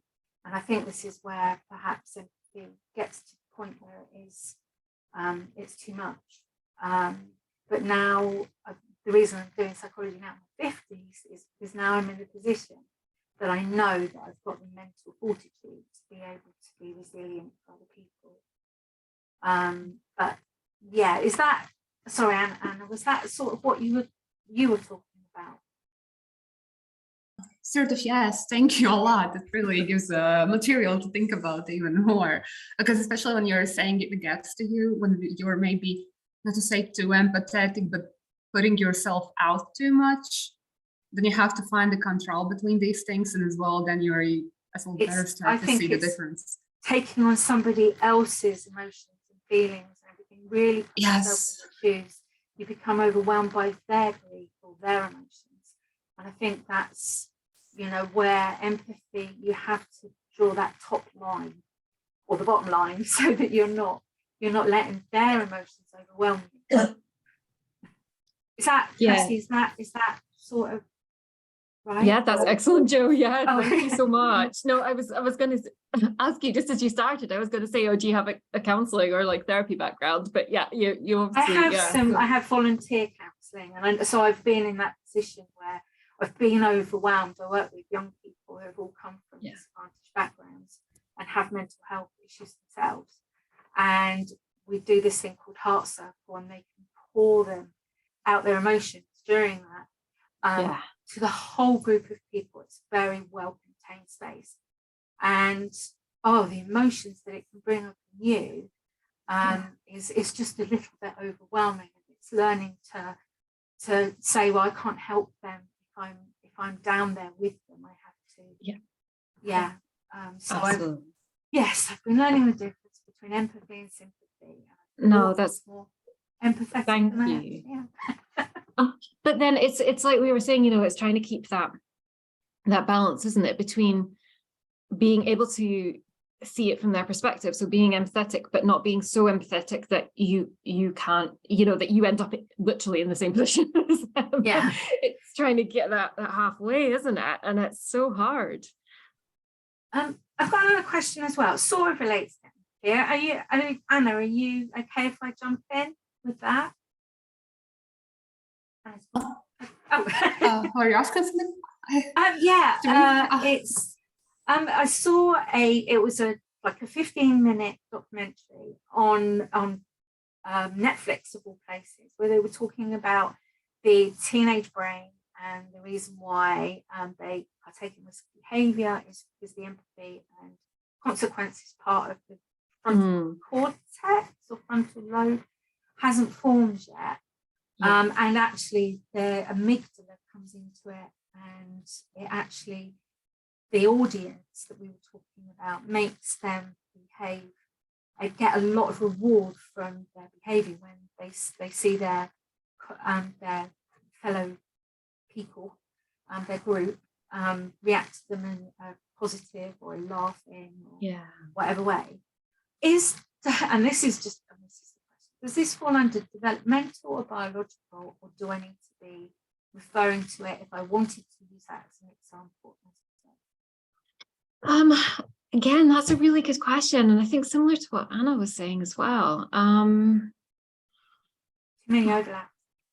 I would say both. I think the danger is as well is that we tend to teach psychology separately, you know, in terms of like, here's the biological approach and here's the social one and whatever, whereas they do really interact. So I think, yeah, absolutely. I mean, it is part of development because, you know, as people get older, they are less reward motivated, usually, you know, in general, are less reward motivated. And obviously as, and as, you know, as the brain matures, then that generally that's when the teenagers start to grow out of the sort of more risky behavior and tend to settle down a bit, basically.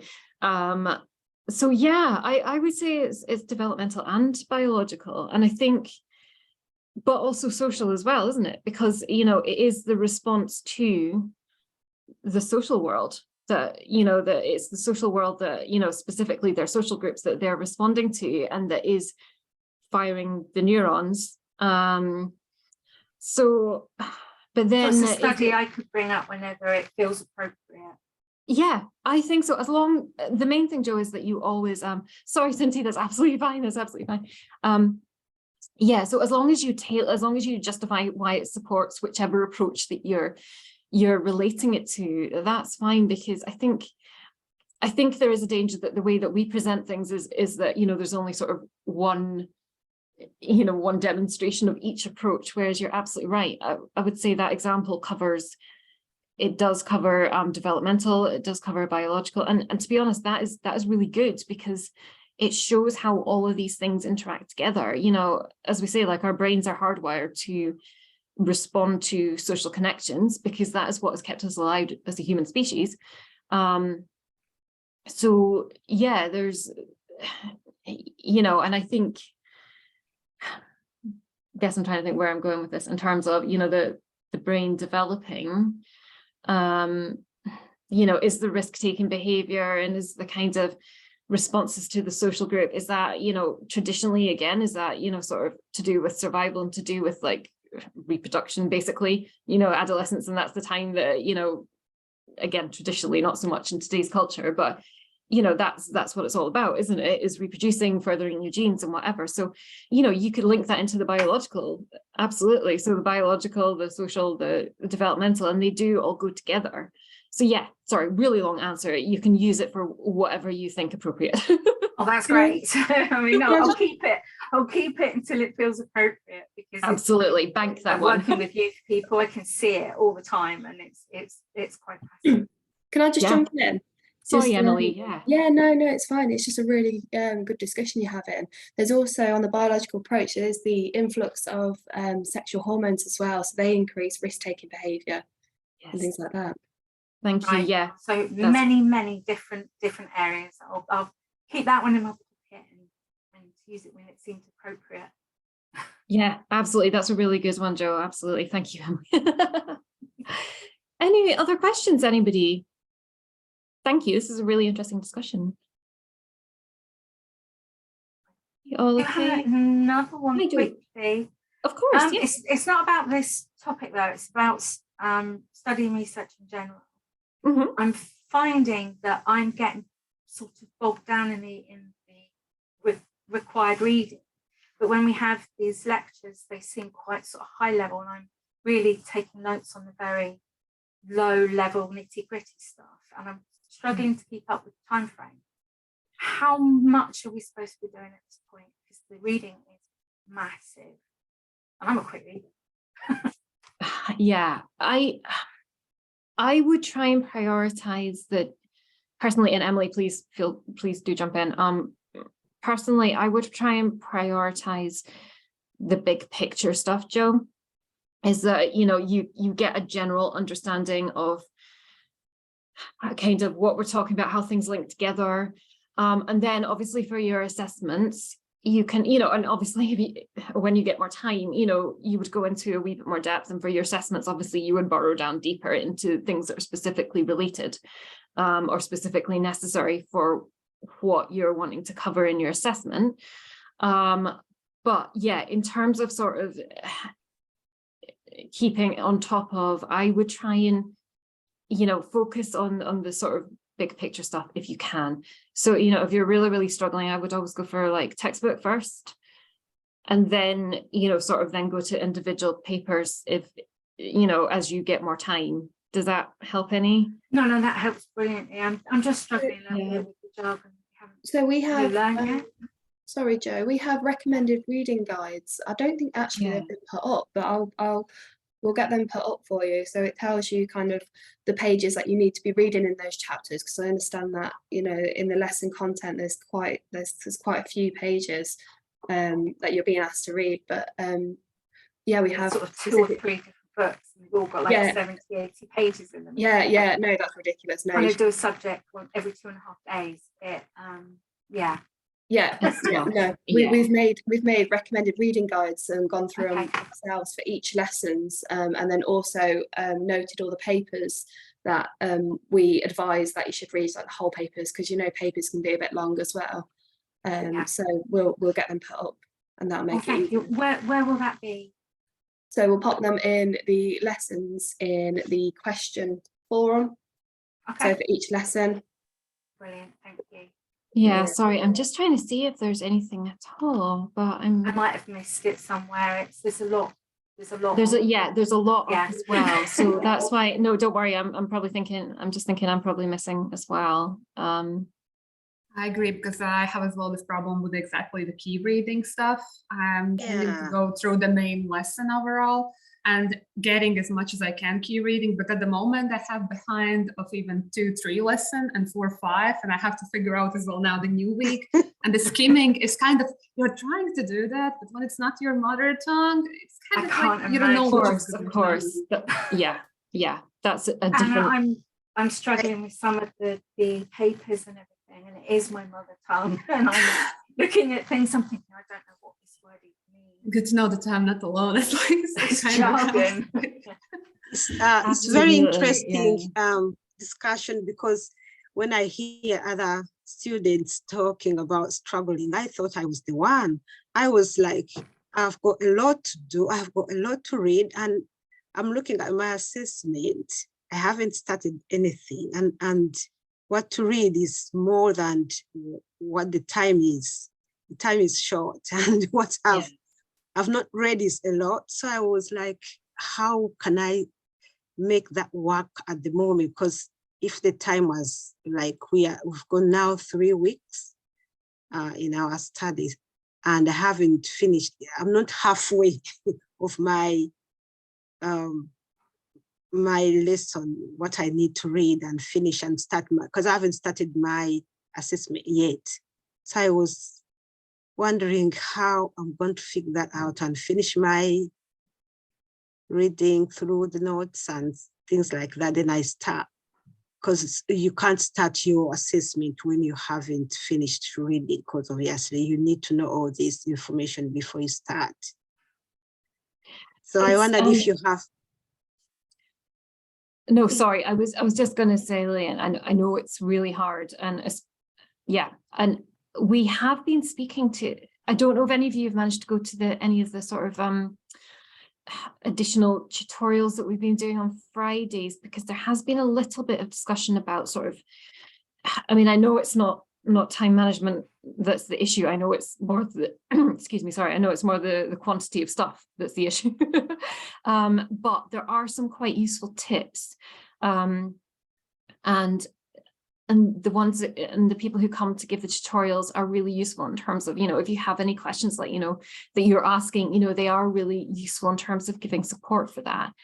But I do also appreciate that, it is just a lot of content. So as Emily was saying, we'll try and see if we can, thank you, Emily, the academic skill sessions. We'll see if we can try and get a sort of, what would we say, essential reading that we can put up for you, because I mean, obviously a lot of you are in the same position here, and I know that you're trying really hard, and it is a lot. So I mean, I think we do have such a document, don't we, Emily? I think such a thing has been created. Sorry, I missed that. What was that? The kind of essential reading thing, the sort of study plan thing.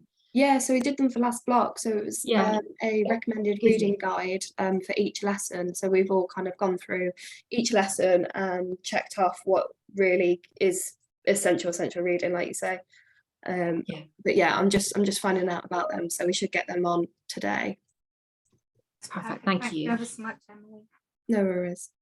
And we'll put up a wee notice just so that you all know that it's there, and hopefully that will help a wee bit. But if you are all, if you're still all really struggling, please let us know, and we will see if we can address it. And also the academic skills, as I say, they are really useful in terms of giving tips with things like that as well. So yes, Lillian, absolutely. And then it's more time to listen to them as well. I mean, they are obviously recorded, but again, I appreciate that it's more time to listen to them as well, aren't they? So yeah, do just keep us up to date with that, all of you. If you feel that you're struggling. I think it is that I just want to know it all now, and I sort of read it and I think, oh, I need to know all of this right now, and I'm not sort of skimming through it and looking for the salient points. Yeah, I know it's really hard. And I think as well, you do want to know all in lots of depth, but remember as well, I mean, it's not like you're going to get an exam on it. So it's not like you need to know it off by heart. It's just a case of, if you understanding, I would say, is the key thing. So, if you understand, that's good. If there's anything that you read and you're like, oh, I'm not quite sure what that means, then please let us know. Because I would say that understanding is really the key thing, rather than, feeling like, oh God, I've got to understand this all in, I've got to sort of know this off by heart kind of thing. Yeah, I'm not sure that I'm how. Oh, sorry. It's okay. I'm sorry. I just want to add about noting on this essential reading, because since it's a lot, I ended up taking more of a notes of the general stuff we have in the lesson, adding something from key reading, and kind of not noting really the key reading amount. And I was thinking, are we missing out on that then? Or we are actually going to add that knowledge and notes when we are going to go on with the other more specialized modules. Yeah, I would say so. So I would certainly your lessons that you get, your written lessons. So rather than the actual lectures, so the written lessons you get, I think I would use them as the structure. I mean, basically your lectures are based off them anyway. But yeah, I would use that as your starting point. And I think that's a really good idea, Anna. What you've said is to kind of use your additional reading to develop that. And then you can, and then, bear in mind as well, this is your first module of, your first year. So you will learn about these things. So a lot of the things that we've spoken about today, you will do them time and again. You're going to be sick of hearing about Milgram's experiment soon. So, you will be, it's not like, you read them once or you hear about them in one module and then that's it. There's a lot of things that you'll be coming back again. So don't feel that you have to sort of know everything first read, if that makes sense. I don't know if that helps any, but I think your suggestion is good. Yes. Yeah, I think your suggestion is really good, Anna. But yeah, things will absolutely be reiterated. You'll go into a lot more depth. So in your social module, for example, obviously, we'll go into more depth at some of the things we've spoken about. Your developmental, similarly. So please don't, as I say, don't feel that, this is your one and only chance to read things and get to know them all perfectly. You have time. So I think that the danger as well is always when you start off is the sort of panic that you feel you do have to know everything, at one go. So, please, don't worry about that. Just take your time. It's just to give you an overview. So yeah, use your lecture notes as a starting point, your lecture notes, your sort of course material, and then sort of build upon that if you can. Thank you, Kirsty, and Anna, thank you very much. It's interesting to hear how someone else is approaching it. I think basically what I need to do is sort of get an overview of everything else and then dig deep on the interaction, and try and stop focusing on digging deep on it all. Yeah, and I think as well, once you've decided which approaches you want to use, what I would do is then go back and look at your, go back at your lecture notes and sort of with a more sort of focused mindset, if that makes sense. So you think, how would this relate to attraction? How would, would this relate to attraction? Because there's going to be plenty of it that just doesn't really. But for example, from the social, you might want to sort of think about the kind of, the sort of social identity aspect, things like the seeing people as being part of your group, and similarities to them and sort of preference for your own group and stuff. So I would go through all the lecture notes and things that we've covered and being like, okay, how does that, or, biological, for example, look at the different chemicals and whatever and think, okay, how does that relate to attraction? Does that potentially fit in? Yeah, that bit does, that bit doesn't. So then you're going to be sort of ruling out quite a lot of it anyway. And then when you've sort of picked up on the bits that do, then you can dig a little bit deeper into that, if that makes sense. Yeah, no, that's lovely. I mean, that's sort of what I was thinking. I thought I was perhaps going a bit too deep. And that's why I was sort of struggling a bit with time. Because I had a really time management plan all set out and I'm not into it. And I think that might be why. It's because I'm going a little bit too deep on each subject. But at least it should prepare me for the next time we come across it. So absolutely. I mean, it's fantastic that you're doing that. I mean, I don't at all want to be dissuading you from doing it. It's brilliant. But, if you're kind of getting stressed out and you're getting overwhelmed, then absolutely, we'll kind of I think it was the reel it back a wee bit and then you can go back in when you have time. Yeah, cognitive. Just, I don't think that's going to be my specialty. That's okay. We all have bits that we like and or bits that we resonate with and other bits not so much. So that's absolutely fine. Thank you. Thank you. You're welcome, Jo. Not at all. And thank you for your contributions. I really appreciate it. Thank you. Oh, thank you a lot, really. The session helped a lot and discussions especially. I love when questions can be answered. Oh, no, well, thank you, Anna. Again, I really appreciate your thoughts and I've got quite a lot to reflect on from what you said. So thank you so much for making me think as well. I really appreciate that. So thank you. Yeah, guys, is that all or we've kind of... Sorry, can I just add? So the key readings are underneath so they're on the My Learning tab and they say key readings from the lessons. So they're all the kind of essential readings in one area for the lessons. So last block we did them lesson by lesson, but they're all, yeah, thanks, Kirsty. So if you scroll down.